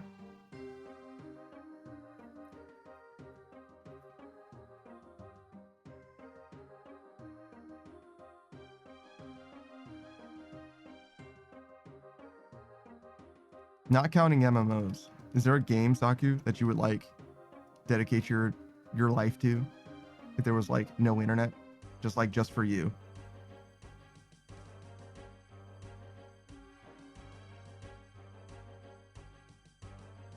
Saku, you good? I'm focused. I see. Yeah, he's gaming. I always really liked the Ratchet and Clank games a lot. I've played them, yeah. Oh yeah? Do you have a favorite one of them? Up Your Arsenal. That's a good one. That's the 3rd one, at least in the States. I think there's something weird that goes on in the UK. Going Commando is definitely my favorite one, which is the one just before that. It's nuts and bolts, Going Commando, Up Your Arsenal, Deadlocked. If you want to count Ratchet, Deadlocked as the 4th one. And those are all like PlayStation 2 titles, I think, as well, which is kind of weird. To think that the PlayStation 2 had 4 iterations of a game all together, like bumping shoulders, which is crazy to think of in the year 2025. Like, there's no way any franchise could have that except for FNAF, I guess, and Garden of Banban, which is like a chapter thing. Same for Poppy Playtime, but also they're fucking years apart too. So even Five Nights doesn't do that anymore. But nonetheless, I digress. Far too much. My point being, one game that I would dedicate a lot of my time to, like my main thing, if I were to just play one game over and over again, as much as I love Halo 3, No, I don't think so. And I love, love, love everything that Supergiant has ever made. I don't know that I could play them forever. I really like the Fallouts, the Skyrims, right? Those games feel like they have a lot of depth and also breadth. There's a lot of different things that you can do, and there's a lot of places to go. There's a lot of ways that you can do things, and a lot of things that you know, a lot of builds that you could approach the game, and it does have a significant difference. I really like particularly Oblivion, mostly because it's so wackadoo with its like leveling system. Do you have a lot of experience with Oblivion? Are you familiar with that one? I have not played Oblivion, but I have seen a lot of memes of it. Ah, I see. Yeah, Oblivion's a good one. It's like, it feels old. But it feels also kind of like an MMO. Don't worry, we'll get them. And it's all fucking guards that are running on a ship. Yeah. I know exactly the video. I've seen you post that video before, actually. I know exactly what you're talking about. But yeah, there's some very interesting things in Oblivion. You can have 100% magic reflection in Oblivion. Oh. Which works the way that you think it does. There's two kinds of invisibility. There's invisibility, which means that you're fully invisible. Nobody can see you. But if you interact with anything, you're visible again. Guy says, dang, at 15 hours straight, you're goddamn right, brother. That's every weekend. And it's very similar to the regular invisibility spell in D&D, but there's also greater invisibility, which lets you use your actions and stuff and remain invisible, right? At least in 5th edition. And that's a little closer to the chameleon type of invisibility, right? And that just applies all the time, and it just makes you like slightly transparent. It's like the transparency slider. So it's usually a percentage, right? But you can become 100% chameleon invisible, which is exactly the same as being fully invisible, except you can do whatever you want to do. Like, you're just always invisible, and people just can't fucking see you. They can like hear you and stuff, but they can't fucking see you. So you're kind of like a ghost in that way. How's it going, Akai? How you doing, man? Welcome in. We're talking about games that we would spend the rest of our lives playing, if that makes sense. Because there's a YouTuber, I think his name is Pintails, and he plays specifically Hogs of War for the PlayStation 1, and has for the last like more than 20 years, maybe 30 years at this point, right? Like that's his game. That's like the one that he cares about. Kai says, just got home from working, nothing much going on here. Gotcha. As you can see, there's not a lot going on here either. We're chopping down trees. We're trying to get all of their skills maxed. As I mentioned before, I'm sure you're familiar with the idea, the concept of what we're doing. Right now, we're at 10.1 million woodcutting experience. Our target is 13,034,431, which I just happen to remember apparently off the top of my head. I don't have an illness. And we're like well on our way there, but we're cruising, as you can see, 109K at a time. So it's not going great. It's going to take a while. But yeah, I like Oblivion. Skyrim, I think, has a lot more quality of life and also voice acting and maybe even more options. But I think I like Morrowind even better, but Morrowind is really fucking tedious. Morrowind plays like a D&D game in a way, in that you have like to hit on your attacks. So it's not just you swing sword and you hit the thing because your sword went through the thing. That means that you touched the thing, right? And now the game will simulate rolling to hit. And if you beat their armor class, you will do damage based on your skills or whatever, right? Yeah. So it ends up making the game feel like incredibly spongy and like shit, because when your skills are low, you're hitting them, but they're not fucking getting hurt. And it's like, please work. But when you finish maxing the skill, when you get to level 100 on a skill, you basically don't miss anymore, which makes it so much better. It's so much better. And like, it's one thing when you swing sword and it goes through them and it doesn't hit them, right? It's another thing when you're like shooting them with a bow or hitting them with a spell from the distance, and it's a little hard to tell if you even fucking hit them. to begin with, because you can just regular miss, right? Like if you miss with your body, then it's obviously not going to hit them. But if you hit them, that still isn't quite a hit yet. And that's like maddening, dog. Maddening. But it's good though. It's really good. You have to trust. There's also a lot of reading. Lots of reading. Very, very slight voice acting. There's like 3 voice characters in the whole fucking game or something like that. It's like Vivek, Dagoth who's the guy in all the memes. What does he call people? Outlander. I think that's him. There's like a bunch of memes with Dagoth and maybe somebody like right at the beginning of the game, something like that. But yeah, so I have a lot of trouble recommending either of those games, Oblivion or Morrowind, in the year 2025, because they definitely do play kind of like shit a little bit. Even Skyrim kind of plays like shit nowadays. Like Avowed plays a lot better, but apparently Avowed's got some deep late game problems. Everyone I saw playing it when it was brand new was loving that shit. And then Monster Hunter Wilds came out and everyone forgot that shit existed. So it doesn't really have longevity to its name, I can promise you that. But it also seems like some people have claimed that there's like a little bit of a late game problem, in that there's like a little bit of, it's a little lacking on enemy variety. You haven't played Avowed, have you, Saku? I've not played Avowed. Yeah. You never played like Elder Scrolls games either, though, so I guess that's not terribly surprising. I played one. Well, I've played Skyrim a little bit.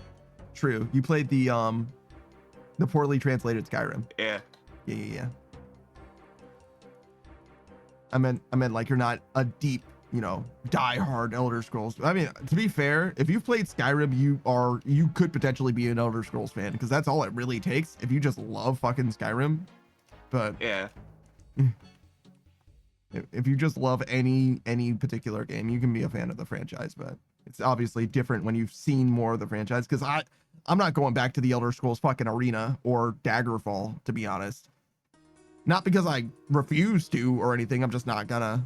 Like, it might be sick, to be honest. But I wouldn't really know. Shout out to my guy, the Undrafted. He went back and played Fallout 1 and 2. I wonder if he's gonna play. He doesn't really fuck with fantasy in the same way, it seems like. But I would be curious to see if he actually goes back and plays the first Elder Scrolls and the second Elder Scrolls games. Because like I can walk him through the Elder Scrolls 3 and 4. I think I personally know those games well enough to like make it happen. Like I personally beat the Elder Scrolls 3 in like recent memory. 4 it's been a little longer, but I remember that one like even better, I would say, weirdly enough, because Morrowind is just harder to remember. It's a lot of gray, dog. Is it the Elder Scrolls? It probably is.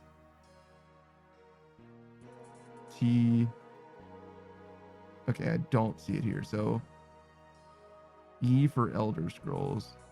Elder Scrolls 3 Morrowind.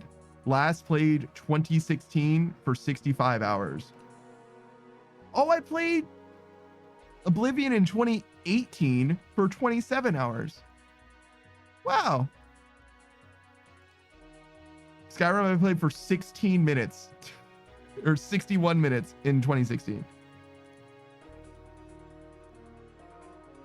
Weird. That's crazy to me. I do remember playing Skyrim and being like trying to like turn, and I was like, oh god, I feel sick. Like for some reason it felt like I was underwater. I think it had to do with mouse sense, and it's probably fine to play it on gamepad. Did you play when you played Elder Scrolls 5 Skyrim? I don't know why I started with Elder Scrolls. Did you play it on gamepad or with mouse and keyboard? Mouse and keyboard, of course. How did it feel when you turned around? Did you have to like adjust the sensitivity or something? I think I might have done that at the... Because I felt so bad when I did it the first time. And it might just be me. Maybe I'm just crazy. But I felt like when I tried to turn around, like it was like a boat. You know what I mean? Like piloting a boat. And I was like, this is unacceptable. I mean, because like, obviously when I'm moving a camera, it's like, this is how I move the camera. Like, I just like whip it around like wildly quickly or whatever. And if it's too slow, like I just can't do it. Obviously, it would bother me less if it was third person as well. But you mostly played it first person, right? Yeah. first person. Hmm. Did you know in that game, your movement speed is slightly different between first person and third person? It is. Yeah. Isn't that weird? It is weird.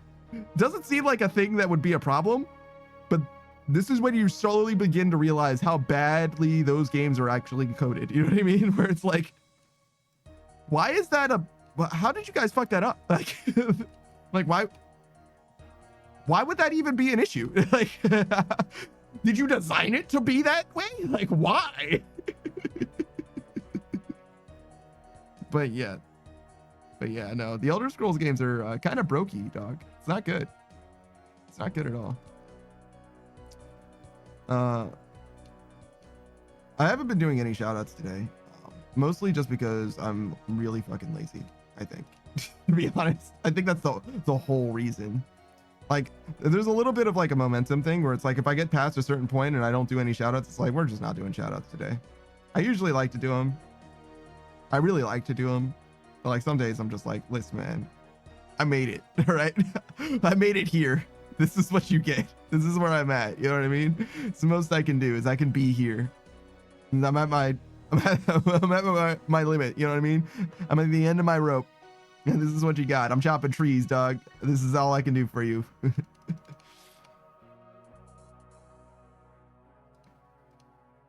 But yeah. Do a little bit of vibing. Are you gonna do all 3 of your games? Did you already finish one? Yeah, I finished the games. Oh, nice. So you're free? I'm free. Congratulations, man.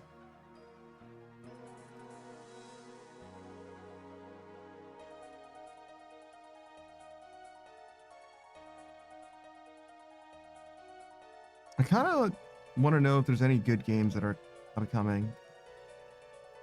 I gotta ask Bug what he thinks. Because Bug is like very much in touch with like gaming. Like he's got an ear to the ground for like new releases and shit. What's the name of that game? Hustle? Hustle's like a very much something that he's looking forward to.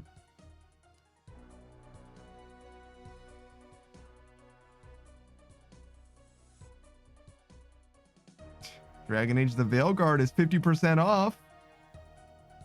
I'm not interested.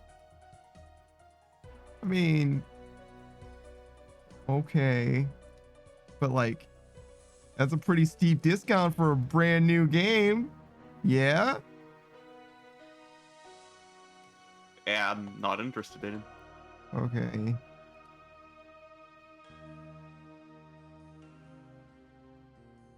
All right. I want to know, is there like a Steam sale happening right now?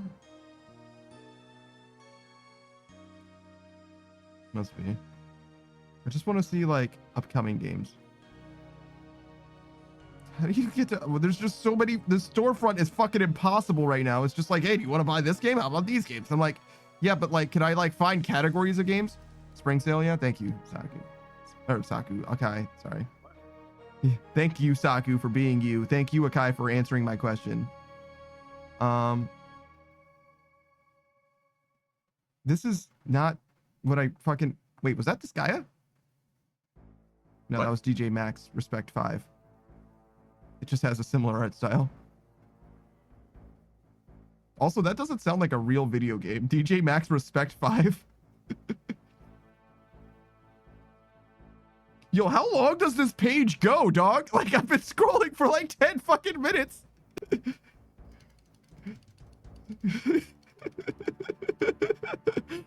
All right, can I make it show me upcoming games? Because this is fucking ridiculous, dog.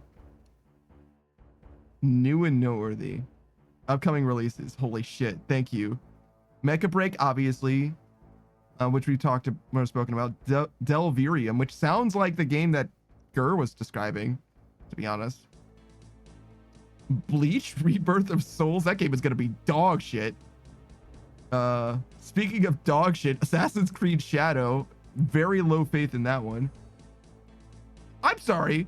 Is The Last of Us Part 2 being remastered on Steam? I fucking hate this world. How many times are they gonna re-release this fucking game, dog? Oh, Doom Dark Ages. Rip and Tear. But in the past. Elden Ring, Night Rain, of course. Cellular Yumia, I don't care about that, but somebody probably does.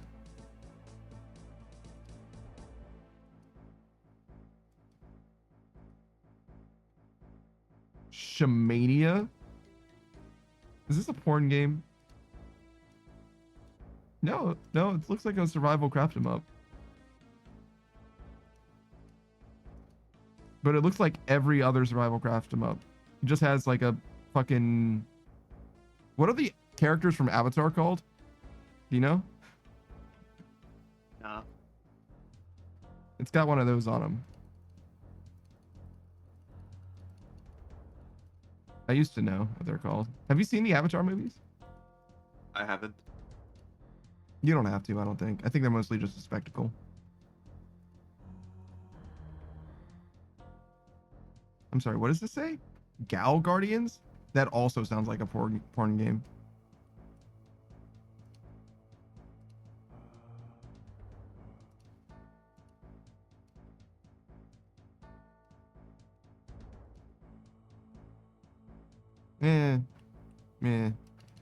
Not blown away by any of this shit.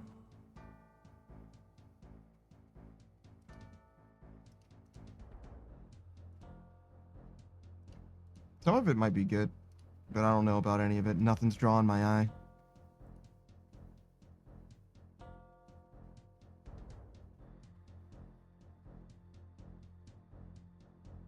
Wait, why am I still here? Leave. Gal Guardians is actually a co-op Castlevania-like game? Oh. Well, it's got a bad title. Wait, Rainbreaker is like so clearly Hades. It's like shamelessly Hades. Holy shit.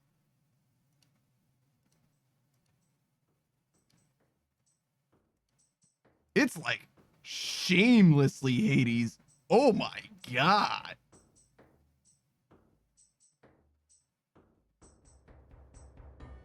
All right, well, maybe it'll be good.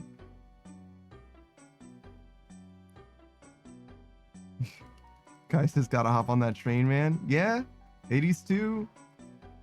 Well, that's the wrong way. Hades 2 is on its way. And there's time. If you fully release before Hades 2, you've still got similar to games that you've played Hades. Yeah, sure is. That is fucking plain to see. All right. What else do we got? Why is there so much sex games?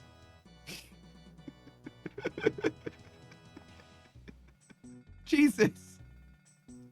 That's a lot of fucking sex games. Where are you even searching? I'm literally just looking at Steam's upcoming releases, Saku. Just literally their upcoming releases page is half sex games. Half of it. No, listen, nah. I don't stand for that shit. I'm gonna tell you, literally this is it. 100 Cats London, Hayen City Story, Party Club, right? Rogue Light Deck Builder, which doesn't sound like a game. Monstrous Liberation, sex game. Pathologic 3 Quarantine, Lord Goblin, another sex game. Real Anime Situation, which is not a sex game, weirdly enough. It seems like it really would be, but apparently it isn't. 2 different My Sims game, Rainbreaker, that Hades, like I mentioned. Gas Station Manager, Sex and Coffee, Sex Desert, Mad Lust, Sex Exit, Barbara Sex Story, Humiliation Dungeon Survivors. I didn't ask for this, all right?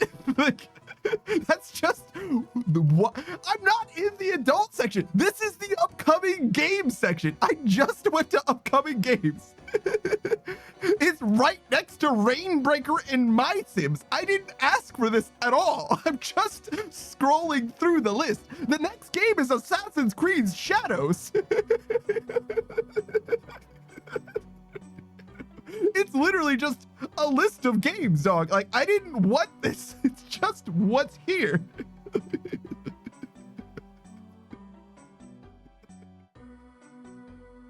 All right. What else do we got?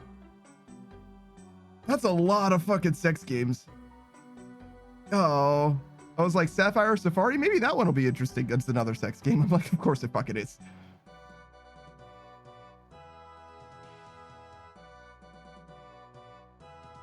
Queen Slayer is obviously a darkest dungeon like. Dark Deity looks very much like a Fire Emblem.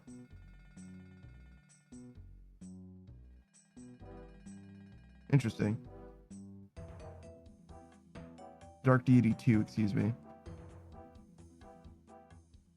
All right, look, I need a win. Dark Deity 2, take me on a trip. Take me on a ride. Let's see. What do you got?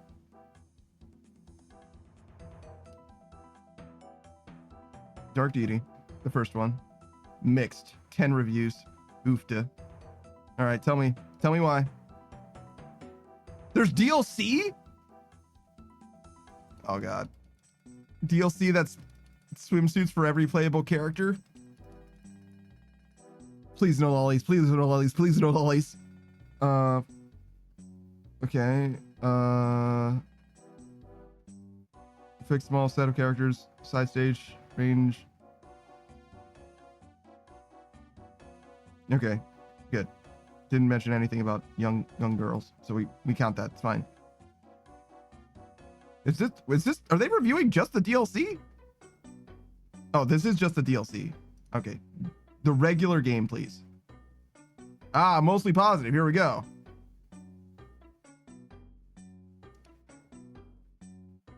All right. Tell me recent reviews. Damn. I have thousands. Oh my god, this is the longest review I've ever fucking seen. We're only gonna read the first paragraph. I have thousands of hours in the Fire Emblem series, spanning most of the games. I think this is also my first Steam review ever. Shows how annoyed I am.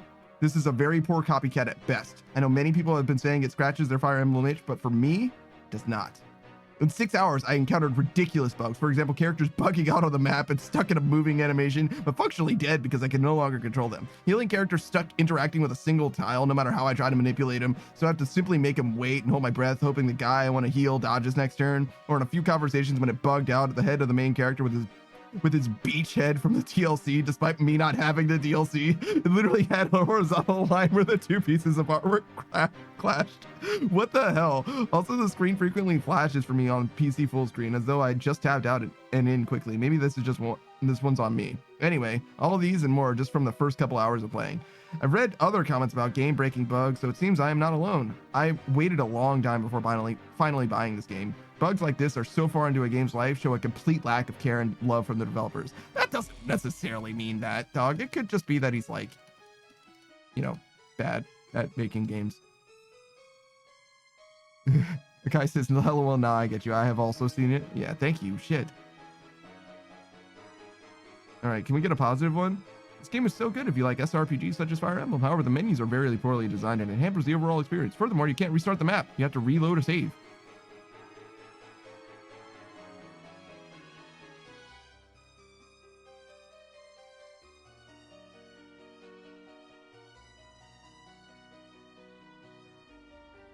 Okay.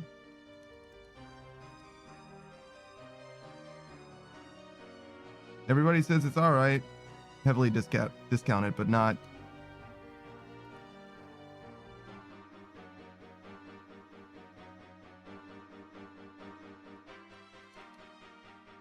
Yeah, I'm not convinced.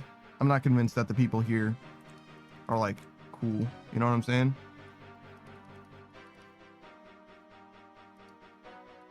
The most positive review I've seen for this game was for the person who got it for free.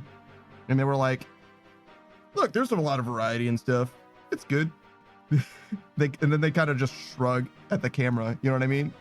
Like, that's far from compelling to me. I don't know about Dark Deity. Dark Deity 2, maybe that's where they will hit their stride. You know what I mean? Like, tons of games, tons of franchises. Their first game was kind of a spit take, right? They like kind of like jumped out into the space and like ate shit a little bit. And we just like pretended that we didn't see them eat shit. You know what I mean? Like, that's pretty normal for game devs. And then the second game, they're like, bam, we got it, right? it's really absurdly funny to me to think that the one guy got that bug where like he got like half of the DLC. He got like half of the DLC on the face, dude. That is extremely fucking funny to me. Like, what is going on? Are you guys okay? Oh my god, dude. How do you fuck up? Like, I don't know anything about game dev shit, but how does that happen? Again, same with the walk speed thing with Bethesda games, where it's like, how does that happen? Like, genuinely, how does that happen? Do I need to talk? Akai, you've made video games. Is this normal? Is it normal for first person and third person to have different walk speeds? Because it doesn't feel normal. Guys, this, I don't know. All right, fair enough. All right. Let's see. What do we want to see? All right, who have we not rated? Akai, are you going live today? Like right now? Specifically?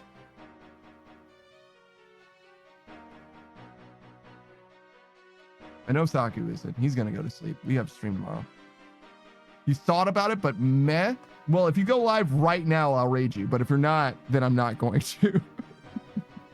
There you go. There's my proposition for you.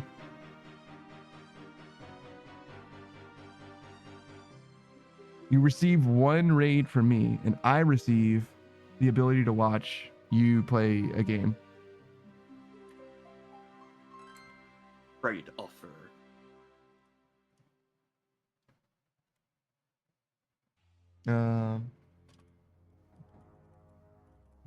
Wait. I think that they were already on this list.